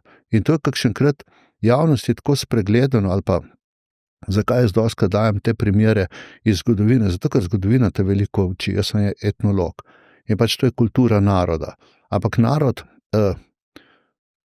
meni je zmeraj rečejo, nikoli več tega ne povej, ker to ni lepo slišati. Da bom pa še enkrat povedal, ker res ni lepo slišati. Ko sem jaz prišel v jamo in ko smo to zlato knjigo odprli, smo tam napisali gor Republika Slovenija. Zlata knjiga, v zlato knjigo se vpisujejo samo najbolj pomembni gostje, ne politiki.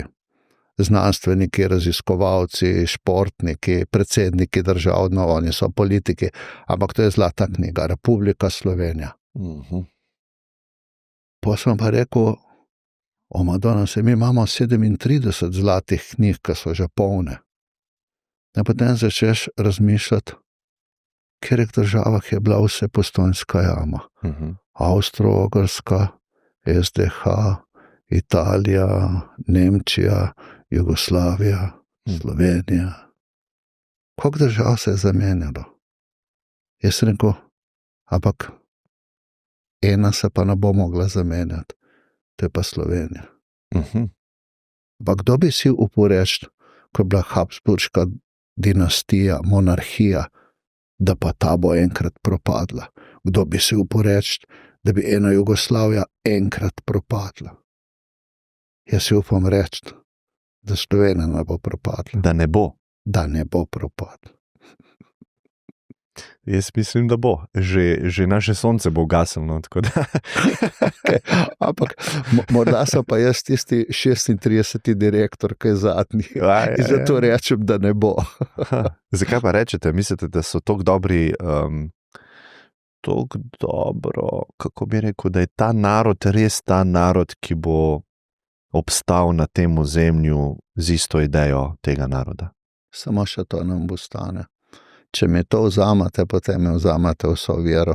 In te me pa ne morete vzeti. Zato bom to govoril in če bo drugače, enkrat tega ne bom vedel, ampak v tem trenutku bom samo v to verjel. Zato bom tudi vsem tem mladim povedal, tukaj bodite, tukaj delite, tukaj ustvarjate. Ja, da se, poglejte mene, da se, dajte po tej poti, ne iskate instant rešitev, verjemte mi, da vam bo uspelo. Bodite predani. Ne delati slabih stvari, obkrožite se s pozitivnimi ljudmi, to delajte. Zato moram to verjeti. Nihče mi ne more vzeti mojega jezika, moje kulture, mojih običajev, mojih navad, tega mi ne more vzeti. To je moja identiteta, moj ident, moje družine, če hočete. In nič ne more biti drugače kot to. Če pa bo, pa ne bom jaz tega vedel. Identiteta, ja. Ja. Vse to je tudi ego, ne, identiteta. Ja. Samo to je, ne.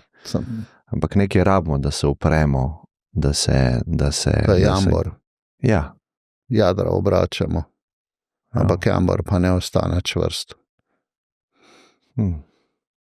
Zdaj, ko imava ušesa verjetno tudi dosti mladih, dajte mi povedati, kaj je uspeh. Pa dajva iti pol še malo globje v denar. Lahko, ja. Ker ne vem, če, a veste, ko uspešni, materialno uspešni, govorijo o denarni pomemben, ne. Se mi zdi, da težko je prepričati nekoga, ki je mlad, da je to resnica. Zato, ker čuti verjetno, seveda močno željo, vrednote so, kakršne so v družbi, denar je del tega. Igramo neko igro in v neki hierarhiji smo, da se to hierarhijo z številkami tudi opredeliti, če je nek določen način te igre, ne? Finančni, materialni, pa občutek varnosti. Ne? Se mi zdi, da kakšen mlad ima lahko, ki ima to željo, pa ne služi dovolj, ne vidi poti, kako bi on lahko bil bogat, ne? Občutek nevarnosti. Ne? Najbolj, da govoriš iz osebne izkušnje, potem je lažje razumljivo. Kdaj je pravzaprav človek bogat? Jaz sem poskušal enkrat razložiti otrokom, ko smo bili v Porto Cervo na Sardeniji in smo po tisti luki hodili. To je morda zdaj že ne 20 let nazaj. Takrat smo si pač prvošli, da smo šli tja. In tam so stale jahte, od take male do tiste največje, ki je imela helikopter. In so to otroci občudovali. Sem rekel, največjo so občudovali? Ja, so občudovali to, ker pač to je za otroka, je to luko, ki je velika, pa gor ima helikopter. In sem rekel, pogledajte to v sredi, a je ta lepa? Pa so rekli, ja, tudi ta je lepa. Sem rekel, ampak veste, koliko je ta nesrečen, ko gleda ono veliko, ko ima helikopter gor. Sem rekel, nič več ne bo usrečilo, ne ta prva, ne ta v sredu, ne zadnja, ker tudi za zadnjo je ena še večja. In potem, če boš ti na ta način sodil bogatstvo, potem ne boš nikoli bogat. Ampak boljše bi bilo, da se pogleda, kakšen je tvoj nivo aspiracije v času, ki ga živiš. Rekli ste, mlad si želi, da bi bil bogat in reče lahko tebi, ker si bogat. Jaz sem bil reče, da to ni pomembno. Tako. Jaz sem bil najbolj vesel, ker sem z delom, včasih je bilo tudi delo, tudi v socializmu si šel lahko delati, pa kostanje nabirati ali karkoli, a sem bil pa lift boy v hotelu, ker sem si kupil svoj bicikl. Jaz sem bil takrat bolj bogat. Jaz sem bil neverjetno srečen, jaz imam svoj bicikl, ponija sem si kupil, sanka sem kufre nosil po hotelih. Naslednji moj cilj je bil, da bi si kupil Pony Express. Sem si ga kupil, ker sem delal in sem bil spet ful bogat. Nivo aspiracije je imel vedno korak, ki je sledil naslednjemu koraku. Jaz dostikrat primerjam, da pot do bogatstva ni pot z dvigalom iz 1. v 30. nadstropje. To je pot po stopnicah. Ta je mukotrpna, ta je dolga, ampak na vsaki stopnici, ki si jo prehodil, veš, da si nekam prišel. Ko pritisneš na dvigalo tipko, te odpelje v 30. Tako se noben mlad ne bo odpeljal na poti k bogatstvu, če mu predstavlja bogatstvo tisto, kar on vidi v meni. Moja pot in moja sreča je pa zdaj približno enaka, kot takrat, kada sem šel v Pony, trgo avto, je bila trgovina, pa sem zbiral barvo, pa ono, pa tretje. Takrat sem bil ravno tako bogat, kot danes. In če bi tako nekdo pogledal, da pot do bogatstva je neka smer, ki se jo nastavil, potem boš prišel, pa ne bo šlo vse tudi prav na tej poti, ampak pedi počasi naprej. Mi pa kar preskočimo neko obdobje, recimo 36 let ali pa 40 let mojega dela in vidiš ti končno stanje. Zakaj pa potem, bom rekel, v moji družini še zmeraj hčere živijo čisto normalno s tistim, kar so si same ustvarile in kar delajo. Potem je jaz to mogel to bogatstvo razdajati, ampak kaj bom jaz dal? Permisivno vzgojo, jaz sem dal potuho, one se ne bodo za nič več borile. One bodo bile mlahave, one bodo brez karakterja, one bodo bile take, da prvič, ko bo nekaj zapihalo, jih bo odneslo. Ne, one morajo to čutiti. Morajo to čutiti. In ko ste omenili varnost. Ko sem jaz prišel v Hjami, tako 3/4 ljudi sploh ni verjelo, da bomo kaj naredili. Ko sem imel prvi sestanek z zaposlenimi, ko me je en vprašal od sindikalistov, je rekel, kaj pa vi nam sploh lahko date? Sem rekel, jaz vam dam lahko samo varnost. Jaz bom vedno skrbel za vas, da vas ne bo strah za službe, da boste imeli plače, varnost vam lahko dam. Kako ste pa lahko to obljubil? Zato, ker sem tako delal celo življenje. Vse to ni bilo moje prvo podjetje, vse, ki sem jih imel kdajkoli kot zaposlene, kot kolege, smo vedno razmišljali kot ena grupa ljudi, kjer je problem od vseh in ga moramo vsi rešiti. Pri Jami je bilo pa to rečeno zaradi tega, zato ker ljudje takrat bilo strah, to, kar ste vi preumeli. Joj, kaj pa, če bo zdaj ta delal po svoje, kaj pa, če bo to, pa ono. In jaz tisto, kar sem jim takrat rekel, še danes velja. Zato pa smo mi uspešno podjetje, ampak uspešno se kaže, da je povprečna plača 2500 evrov, da imamo maksimalni regres, da imamo stimulacije, da imamo napredovanje, da imamo 13. plačo, pa ne to darilo, ki so ga dali, ampak našo 13. plačo glede na uspešnost. To je njihova varnost, to je njihova ambicija. In kako mi lahko kdaj kdo govori, da v Sloveniji pa ljudje ne morejo preživeti s plačo. Jaz mislim, da tisti, ki hoče delati danes, ima popolnoma legitimno možnost, da zamenja svoje delovno mesto. Če se zdi, da je izkoriščen in je dober delavec, bo dobrega delovalca našel na zelo enostaven način. Če ga pa nekdo izkorišča, mora pa to povedati. Ne pa meni obračati ideologijo, da se ne da tako živeti, da so ljudje izkoriščani, da se ne morejo s tem preživeti. Ja, če si on postavi nivo aspiracije previsoko, pol on s tem res ne more živeti. Če si osebne cilje ali pa osebno potrošnjo postavil tako visoko, da jo s to plačo ne more zadovoljiti, on je nesrečen. Ampak to je njegov problem. To ni problem, da mu je delodajalec dal premalo. Ja. In tudi gostinstvo, pogledajte, večkrat se reče, da gostinstvo je slabo plačano. To je taka laž. Jaz sem delal v gostinstvu, pa je dobro plačano, ampak je naporno. Naporno je. Ampak to so dve ločeni stvari. Tako. Ampak zdaj v tej statistiki, ki jo dostikrat izrabljajo, so vsi tisti samozaposleni, ki nižajo to povprečje bruto plač. Mi, ki smo sistem, je pa samo tak, kakršen je. In zato je spraven, da je sociala pa socialni transferi, to ljudje hitro pomešajo, rečejo, ti ni socialen tip. Ampak ne gre se za to. Pri sociali se gre, da tisti, ki je pomoči potreben, tisti sistem mora biti čvrst, pravičen, bom rekel tudi selektiven, komu boš nekaj dal, Bog ne daj vsem. Tisti, ki je pa sposoben za delo, tisti pa ne gre delati. Tisti pa ne more živeti v potuhi in v temu, da se on odloča, ali se mi to splača. Ali se mi splača. A veste, kam te pripelje razmišljeno, ali se mi splača? Meni se sigurno ne splača, meni se splača, ker na vrtu rad delam, gojiti krompirja.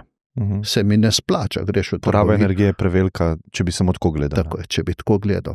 Ampak potem, ko krompirja ne bo, ali pa ko je bila zdaj vojna, ali bomo z Južne Amerike uvažali, ali pa da je nekvaliteten, potem pa ugotovim, da se moje delo še kako splača.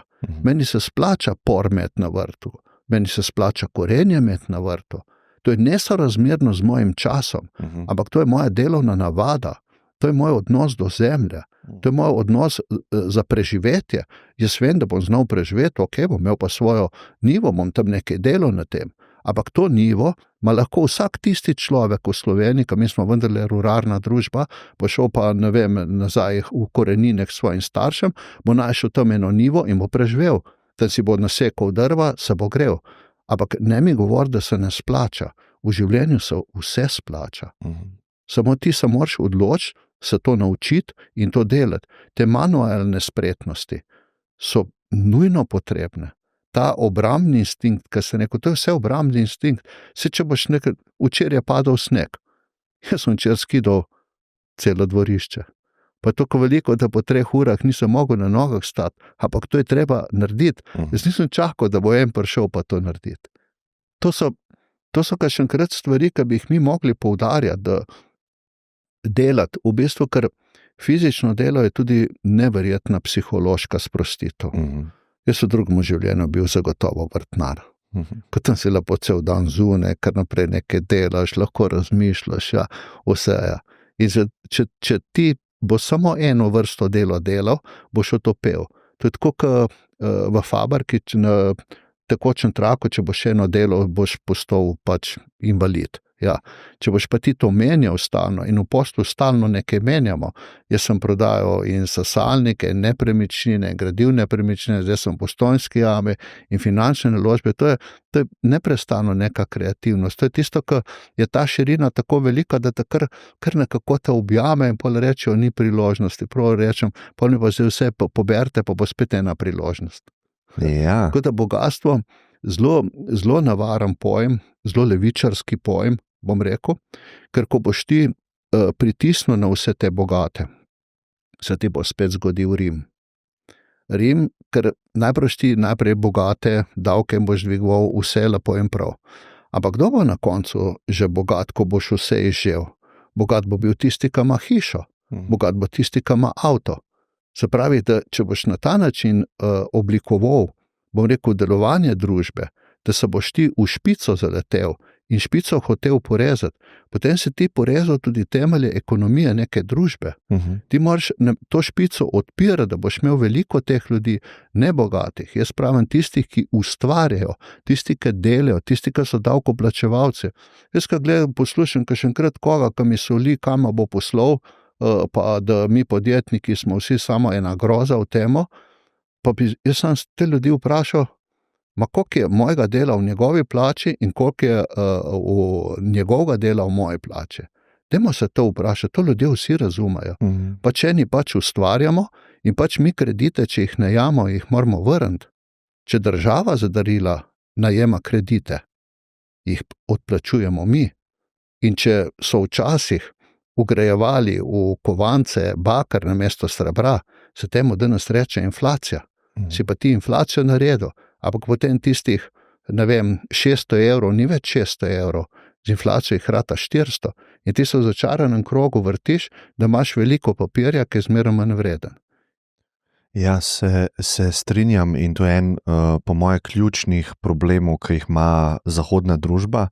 To so obljube volilcem, ki se financirajo s prikritim davkom, ki mu rečemo inflacija, in se mi zdi, da ljudje se ne zavedajo, da inflacija je davek, ki ga plačajo finančno najbolj šibki posamezniki družbe, ker njihove plače ne rastejo v skladu z inflacijo. In v bistvu vse, kar se draži zaradi tega, ker je država zapravila preveč, sprintala preveč, finančni sistem sprintal preveč. In če bi se to zavedali, ne, da se to božičnico ste omenil, jaz sem zelo kritičen do tega, jaz sem malo na LinkedInu včasih tako malo oglašam, pa spodbujam tudi mojo generacijo, da ne govori, ker se mi zdi, da sem že nekajkrat videl en vpliv, pa ne iz moje strani, ampak se mi zdi, da se dotakne politikov, pa vidijo te stvari, a ne, ker je tako, kako se reče, reach, doseg teh stvari, mala država smo in hitro ima lahko tvoje besede vpliv.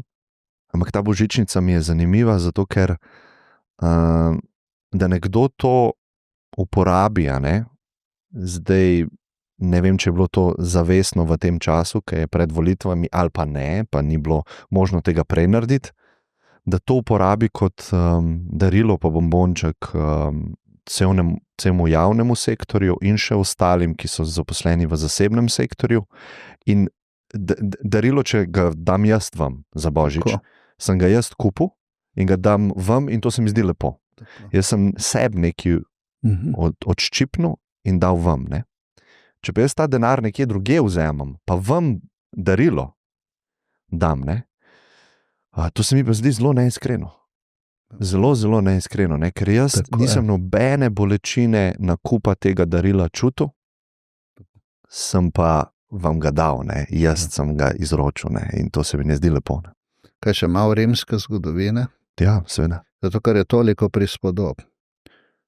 Najprej se ljudem dajalo žito, kot darilo.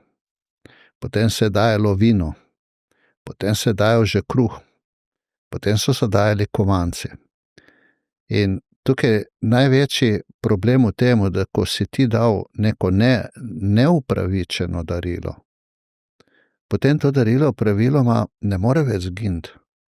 To darilo ti lahko samo nadgradiš, če hočeš spet nekaj narediti. S tem so si v bistvu takrat kupovali mir. Mir so si kupovali, nič drugega si niso kupovali. Ampak ta mir je ljudi ful polenil.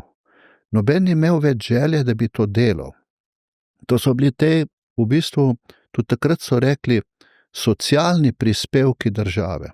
Ko si se ti enostavno začel zanašati na državo, ko ti nekaj ni bilo všeč, si rekel, jaz hočem še to. To mi pripada, ne? Tako je, to mi pripada, to je moje, to enostavno mi morate dati. Sicer, takrat je bilo sicer nekaj drugega pomenilo, ampak danes pomeni sicer, ne bomo za vas volili. Se pravi, več kot bomo teh daril mi ustvarili v tem času, večja je verjetnost, da tisto bo nekako tudi dobilo dovolj glasov. Ampak to je pot v prepad. Ker enkrat se to zagotovo konča. Ti rešuješ to zadolževanjem, ne vem s čem, lahko tudi ko govorijo, ja, bomo bogati in pa še bolj jih bomo obdavčili, prav fino, ampak kaj je to za nekoga, tega mladega, ki ga vi zdaj omenjate, res motiv, da on to posluša, da ga bodo jutri še bolj obdavčili, bo rekel, zakaj bi pa jaz delal? On postane pasiven. On ni več tisti na fajten, dajmo to narediti, bomo to naredili, ma kaj se pol, mi bomo pa vse pobrali. To ni prav. Meni so dostikrat omenjali izplačilo lastnega deleža. To recimo, da bodo poslušalci bolj razumeli, To je kapital, ki postane tvoj, ko si nekaj zaslužil in dobiček se prepisuje v kapital. In vsaka podjetje ga ima in pravilo je takrat veljalo in velja, da po 15 letih je nič obdavčen, po 10 je 10, po 5 je 5. Fino, to je bilo pravilo, ki je veljalo. 30 let si €1 nisem izplačal. Potem so pa kar naenkrat to zakonodajo spremenili. Da je pa treba to obdavčiti. Zdaj, da bodo pa ljudje razumeli še bolj, kaj hočem povedati. Predstavljate si nekoga, komu je država rekla, dajte varčevati.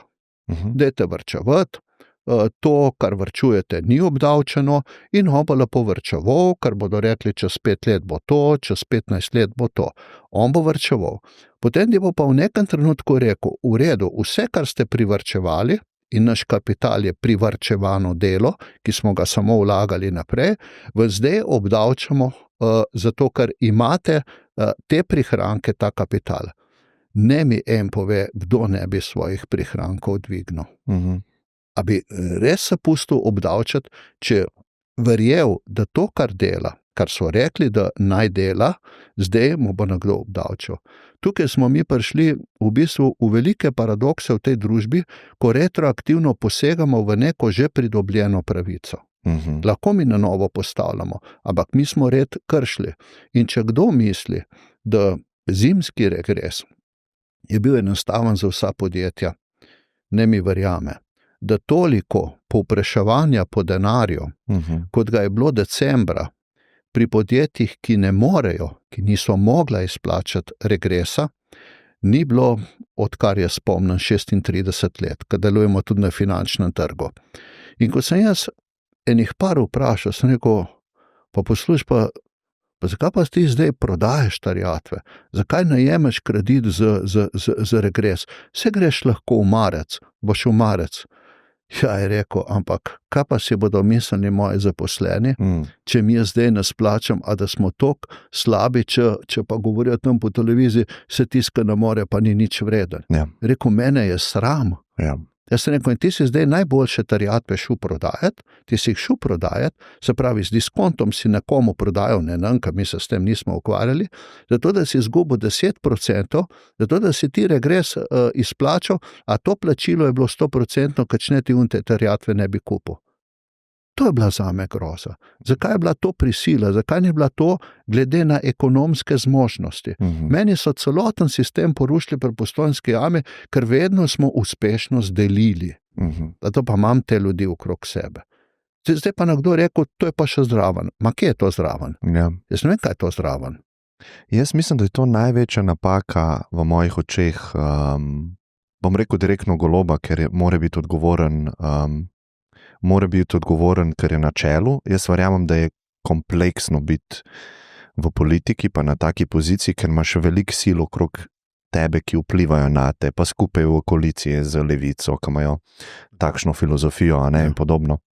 Ampak to se mi zdi največja napaka, zaradi tega, ker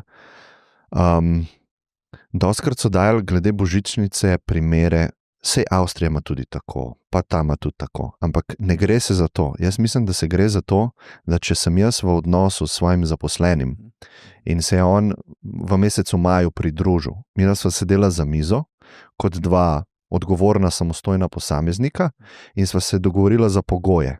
Tako je. In božičnice v teh pogojih ni bilo. Ni bilo. In zdaj midva prideva, on začne delati z mano, midva prideva do novembra, decembra in se neka nova pravica usili strani tretjega in poseže v najin odnos. Tako je. In to je v bistvu problem. Mene ne bi to bolelo, če bi mi rekli, od januarja naprej se to upošteva in veljalo bo naslednje leto in mi se lahko v podjetju prilagodimo na nove razmere na trgu. Tako. Pač lahko bi bila vojna, lahko bi bilo nekaj drugega, mi moramo biti agilni, ne? Sam da se pa za nazaj posega v odnose strani države, katero to ne plača za to, ampak plača nekdo drug. To se mi pa zdi grozljivka z vidika, kam to lahko še gre, a ne? In to ni prava pot, se mi zdi, ne? Ne. lepo ste odprli to temo, ki je izrazito večplastna. Prvo je, ta je vezana na povprečno bruto plačo, torej ni fiksna, ampak je spremenljiva, tako kot bomo povprečno bruto plačo imeli v prihodnje. Ampak in povprečna bruto plača je zdaj že paradigma, da mora rasti zaradi inflacije. Ali je to res? Jaz rečem, ne, ni res. Italija je dala statističen podatek, da povprečna bruto plača v Italiji pada. Se pravi, standard pada. Država ni tako razsipna. Melonijeva skrbi za to državo, da jo ne bo preveč zadolžila. Zato je povprečna plača pada. Se pravi, ima Italija močnega vodjo, ki bo lahko naredil tudi močno družbo. Ampak najprej moraš ti nekaj prerezati. Z mehkimi stvarmi ne boš ti nič prerezal, ti boš samo dajal. Drugo je, omenili ste Avstrijo. Pravilno izhodišče ste postavili v tistem odnosu, ko sta bila delodajalec in delavec, sta določila bruto letno plačo, ki sta jo razdelila na 14, 15 ali pa lahko tudi 16 plač šte. Ampak osnova je bila bruto. In potem reče, ja, imamo 14, 15. Osnova je bila letna. Ja. Tako je. In to je ta razlika. Pri nas je pa to priletelo obligatorno. Obligatorno ni problem za tistega, ki lahko. Jaz bi to delal, če je to ali ne. Jaz bi celo lahko rekel, hvala, da ste to dali. Se je še manj obdavčeno letos bilo, kot bi sicer bilo. Ampak ni pa to prav. Ni prav do tistih, ki ne morejo. Ne moreš ti reči, se bom pa odpovedali še 50 podjetjem v Sloveniji, če ne morejo tega plačati. Ja, ampak odpove se 50 davkoplačevalcem. Tisti, ki filajo ta isti proračun. Pa zaposlitvam. Ja. Pa varnosti, pa negotovosti. Ja, sej trg, prej so se pogovarjali o cenah. Ne moramo vsi ugraditi vse v ceno, tudi mi ne. Zato smo prej rekli, da smo zelo previdni, kaj s cenami dela. Če nek kovinostrugar in ima svoj produkt, se ni mogel to ugraditi kar v ceno svojega produkta. Dobavitelj bo rekel, oprostite, mi imamo tako pogodbo, tukaj kaj me ne briga to, da so vam stroški dela zrasli. Pač take so relacije v tem poslovnem svetu, zato se tudi neki plani delajo, zato tudi oceneš, kaj je. Predvsem pa moramo mi gledati na ta mikropodjetja, ki so zelo, bom rekel, občutljiva na karkoli se jim zgodi v poslovnem procesu nepredvidenega. In to je bil en nepredviden poseg v to, kar nekdo ne pričakuje.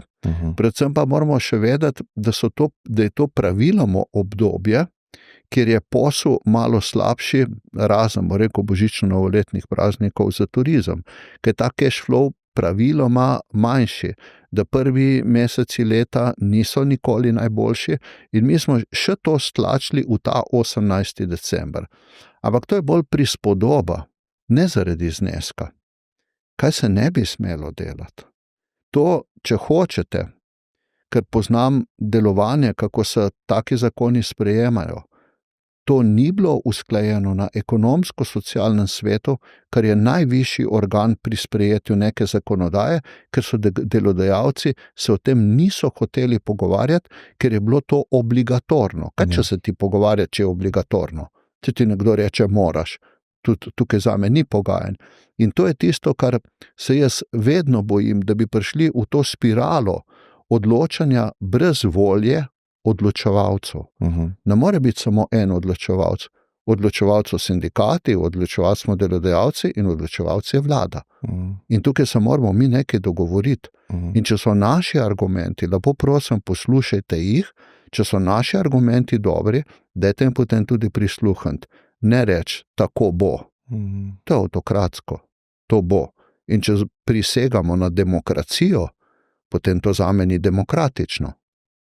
Ja, sej, po moje ta termin demokracija se mi zdi, da ima ful nijans, zato ker če midva narediva zdaj referendum, to sem dal doskrat s kakšnimi socialisti se kdaj kle pogovarjam, pa rečem prav, mi vsi smo za demokracijo, pa voljo ljudstva, to se sliši dobro, dajmo mi referendum, minimalna plača je 5000 evrov. Dajmo to, ne.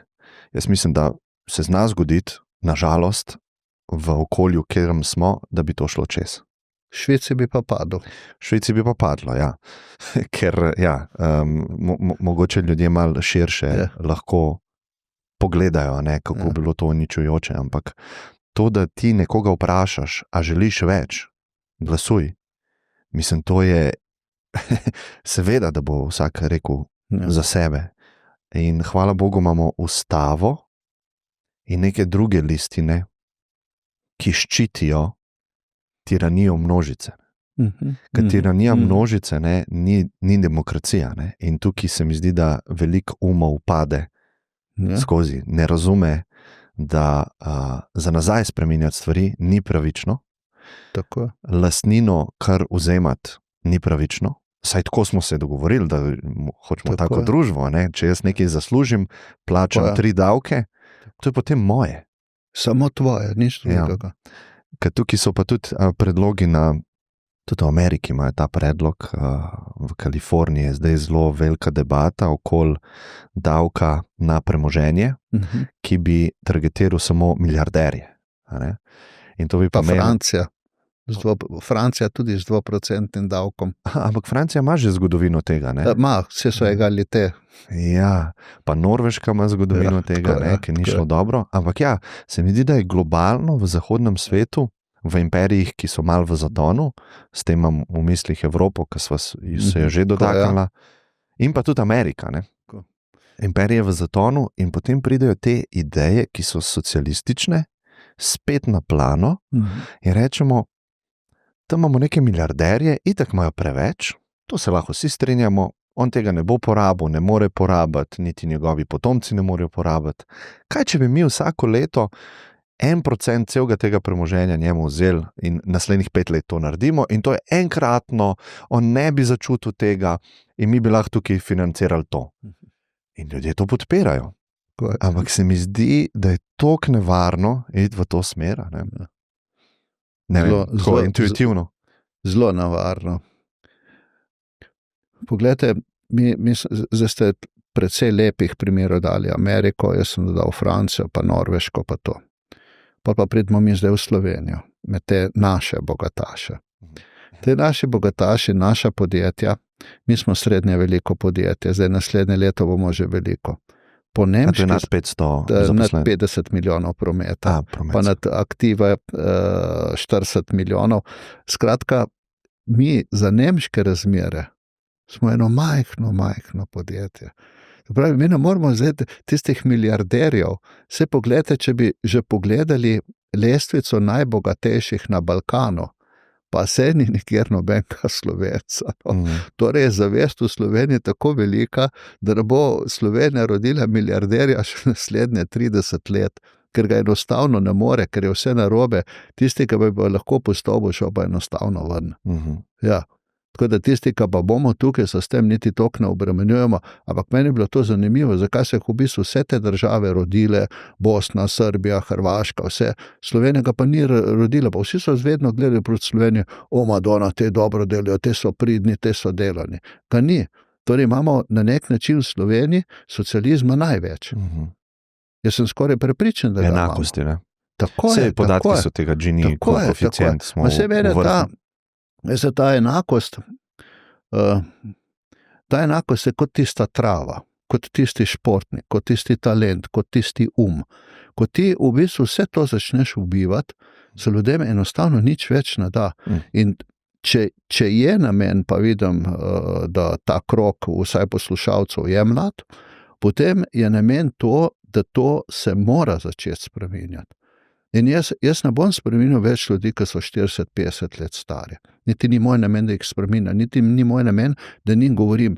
Če pa lahko nagovarjam nekoga, ki je v dvomu, ali se mi to splača, ali bi jaz to delal, ali je prav, da spregovorim, bo pa vedno rekel, jaz spregovori, kar misliš. Tudi če je ideološko čist nasprotno kot jaz. Ma ne potem govorijo vsaj tisti, ki so tiho, pa mislijo, da je njihov glas nepomemben. Tukaj se mi zdi zelo nevarno, da večina njih, vsaj jaz, ali se pa gibam slučajno v teh krogih, zelo podobno razmišljajo kot jaz. Moje besede niso neke velike besede. To so besede vsakega posameznika, sam izrec se jih morda naupajo, morda se jim zdijo, da so prevelike, da so preveč kontraverzne, da se besedo socializem ne sme pa komunizem več omenjati. Morajo se omenjati, zato ker one obstajajo, te besede, imajo tudi svoje zakonitosti. In zakaj ne bi primerjali to? Zakaj sem jaz danes rajš primerjal vse z Rimom? Zato, da sem bil indiferenten, da sem hotel pokazati na cikličnost zgodovine. Se Jugoslavija je tudi neka cikličnost zgodovine. In če ti take primere naštevaš, potem vem, da jaz razmišljam pač to, kot se je nekaj že zgodilo. Nekaj sem prebral, nekaj sem se naučil, nekaj pa z opazovanjem tudi povzel in se mi ne zdi, da je to dobra smer. Da ta jambor je obrnil jadra v napačno smer. In s tem je tista skrb, tista varnost začne padati. Če je varnost tisto, da ne bi, jaz, ko so mi mladi govorili, sem rekel, kaj je vaš največji problem, če bom dobil službo? Ma kako ti je to lahko problem? Službi je kolikor češ, ti si službe zbiraš, ja pa ni tako, kot vi mislite. Ja pa sem rekel, točno tako, kot je.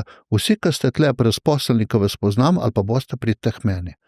Se pravi, zakaj ta strah mi ustvarjamo, da se oni bojijo, kako bomo, ja pa stanovanje, pa ali bomo lahko stanovanje kupili pri teh cenah pa to. Ne je tako hitro. Ne je tako hitro. Jaz vedno rečem, pejdi po stopnicah. Najprej se ti posveti delu. Lahko si nekaj let, ampak postavi si cilj, bo imel stanovanje, sam ne takoj trosobno. Dej z majhnim stanovanjem. Jaz sem bil tudi najprej v majhnem stanovanju, najprej sem bil pri starših, povsod. In to je bilo zmeraj nekaj več. Ne pa kar preskočiti, ali pa mi bodo starši kupili. Ja, tudi nama, ženo, so starši pomagali. Pomagali so. Ampak s tem mi niso dali potuhe. Tako da morda bi bilo prav, da res se izrabi to socialno okolje, ta komunikacija, ki je zelo hitra, ki ti kar naenkrat na 3 medije odgovoriš, ti kar naenkrat imaš doseg 1000 ljudi, da poveš, kaj misliš. In potem, da se takrat, ko se odločamo o tem, kakšno državo hočemo imeti, se tudi izjasnimo s tistem, ko nekaj obkrožamo.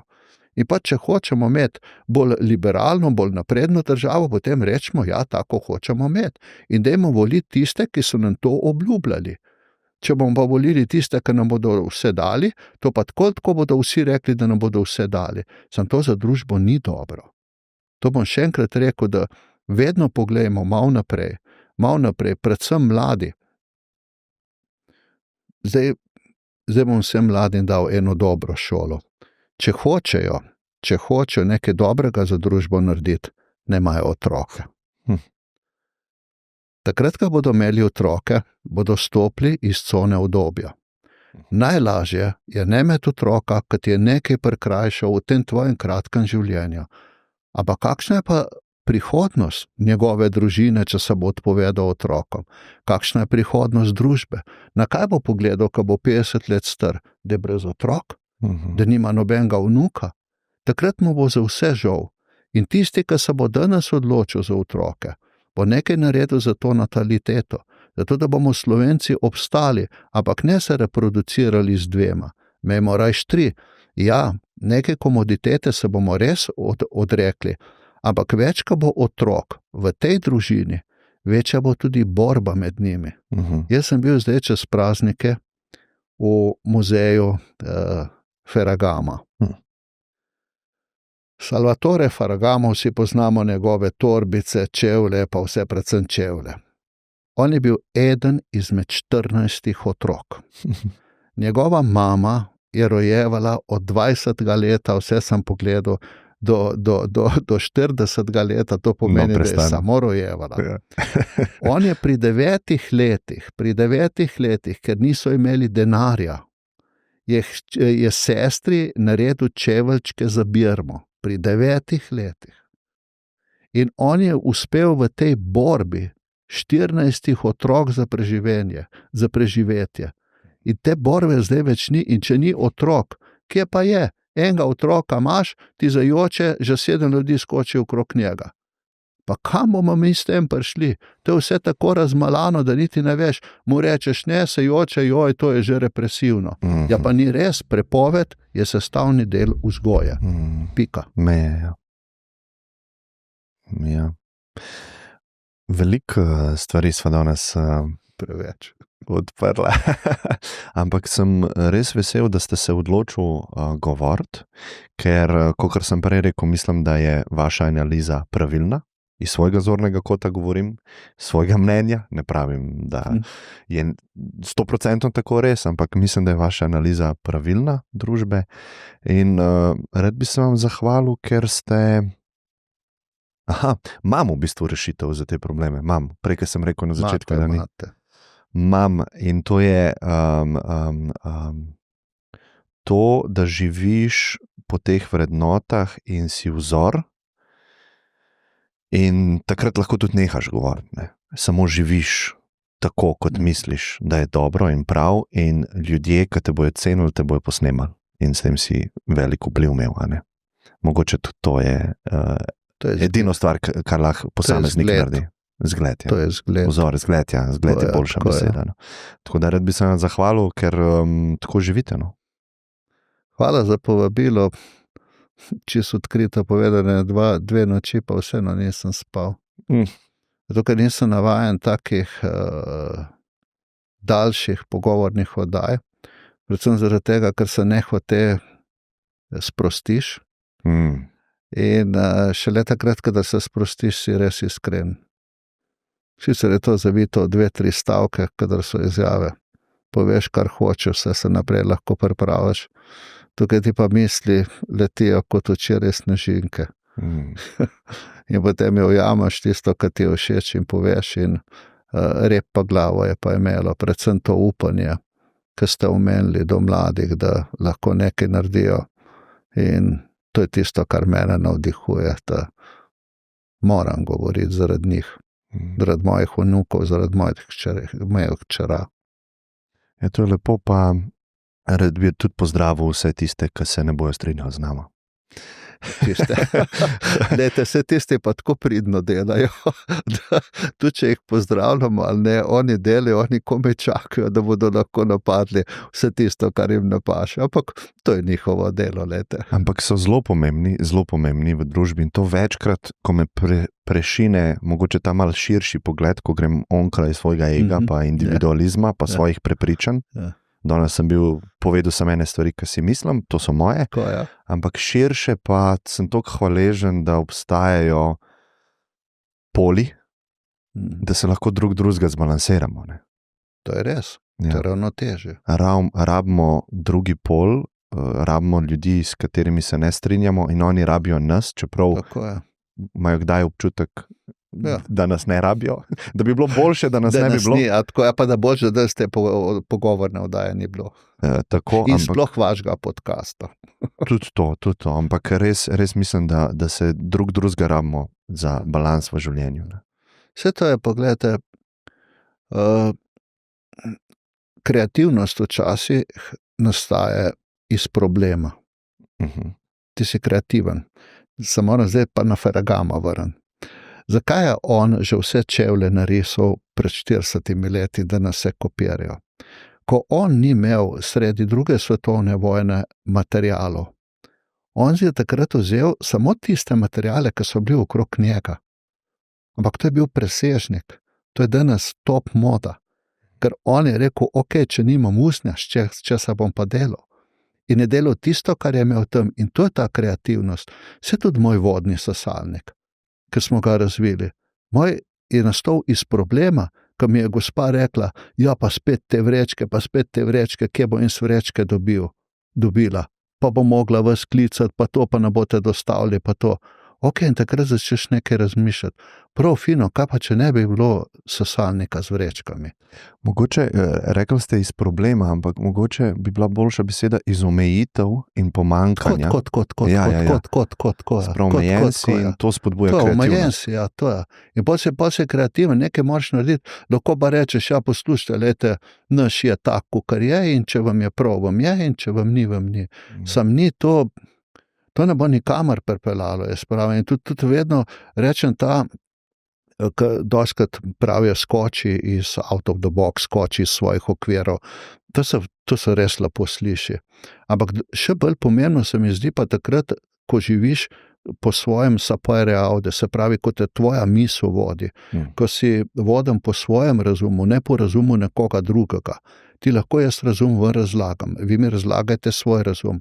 In takrat jaz bom sprejel od vas tisto dobro, kar je, lahko mu bodo nekaj prepričali. Ne bom pa jaz avtomatično skočil v vas, niti vi ne smete name. Ker potem nisva mi dva nič naredila, mi dva potem tako malo koketirava, ampak to ni nič ne bo z tega nastalo. Nič konstruktivnega. Ja, nič konstruktivnega. Recimo, zakaj sem rekel, da je v bistvu zelo težko pristop k takmu pogovoru. Zato, ker je v bistvu najprej neko to je sorazmerno dolga oddaja in v taki oddaji hočeš biti najprej ful pameten. Ampak takrat se sam zapletaš. Vem, kaj mislite. In takrat se začneš zapletati, predvsem je pa tako dolga, da če nimaš neko misel pravo, se boš že sam s sabo zapletel. Da boš enkrat nekaj trdil, potem boš v nadaljevanju drugo trdil in potem si nekonsistenten. Ja, to je pa, kar poslušam jaz ljudi včasih tako, ko v enem pogovoru zanikajo že samega sebe. Enkrat so tako govorili, potem pa proti koncu ali pa z drugim vprašanjem pa odgovorili nekaj čisto drugega. Tako da veliko sem tvegal, upam, da sem preživel. A veste, kako jaz rešim to zagato pri sebi, ne? Jaz dejansko pozabim in ne grem v to z mislijo, da se to sploh snema, oziroma da je to, da se bo to objavilo, je čisti stranski produkt tega najnega pogovora, ki sva ga imela 1 na 1, in jaz bi se v veliko svojih različnih realnostih, ki bi lahko obstajale, ker ta podcast sploh ne bi obstajal, bi se verjetno na isti način z vami pogovarjal privatno. In to je stranski produkt, slučajno se bo to objavilo, ampak meni je že to bilo dovolj in vredno, a ne? In takrat je malo bolj vseeno, a ne? Če to sem s 3. minuto že naredil, da to se nas snema. Ja. In res mi je bilo veselje in vesel sem, da smo imeli ta pogovor. Hvala za povabilo. Malo je trajalo, malo je šlo. Ja, super. Vse dobro. Evo, enako. Čau.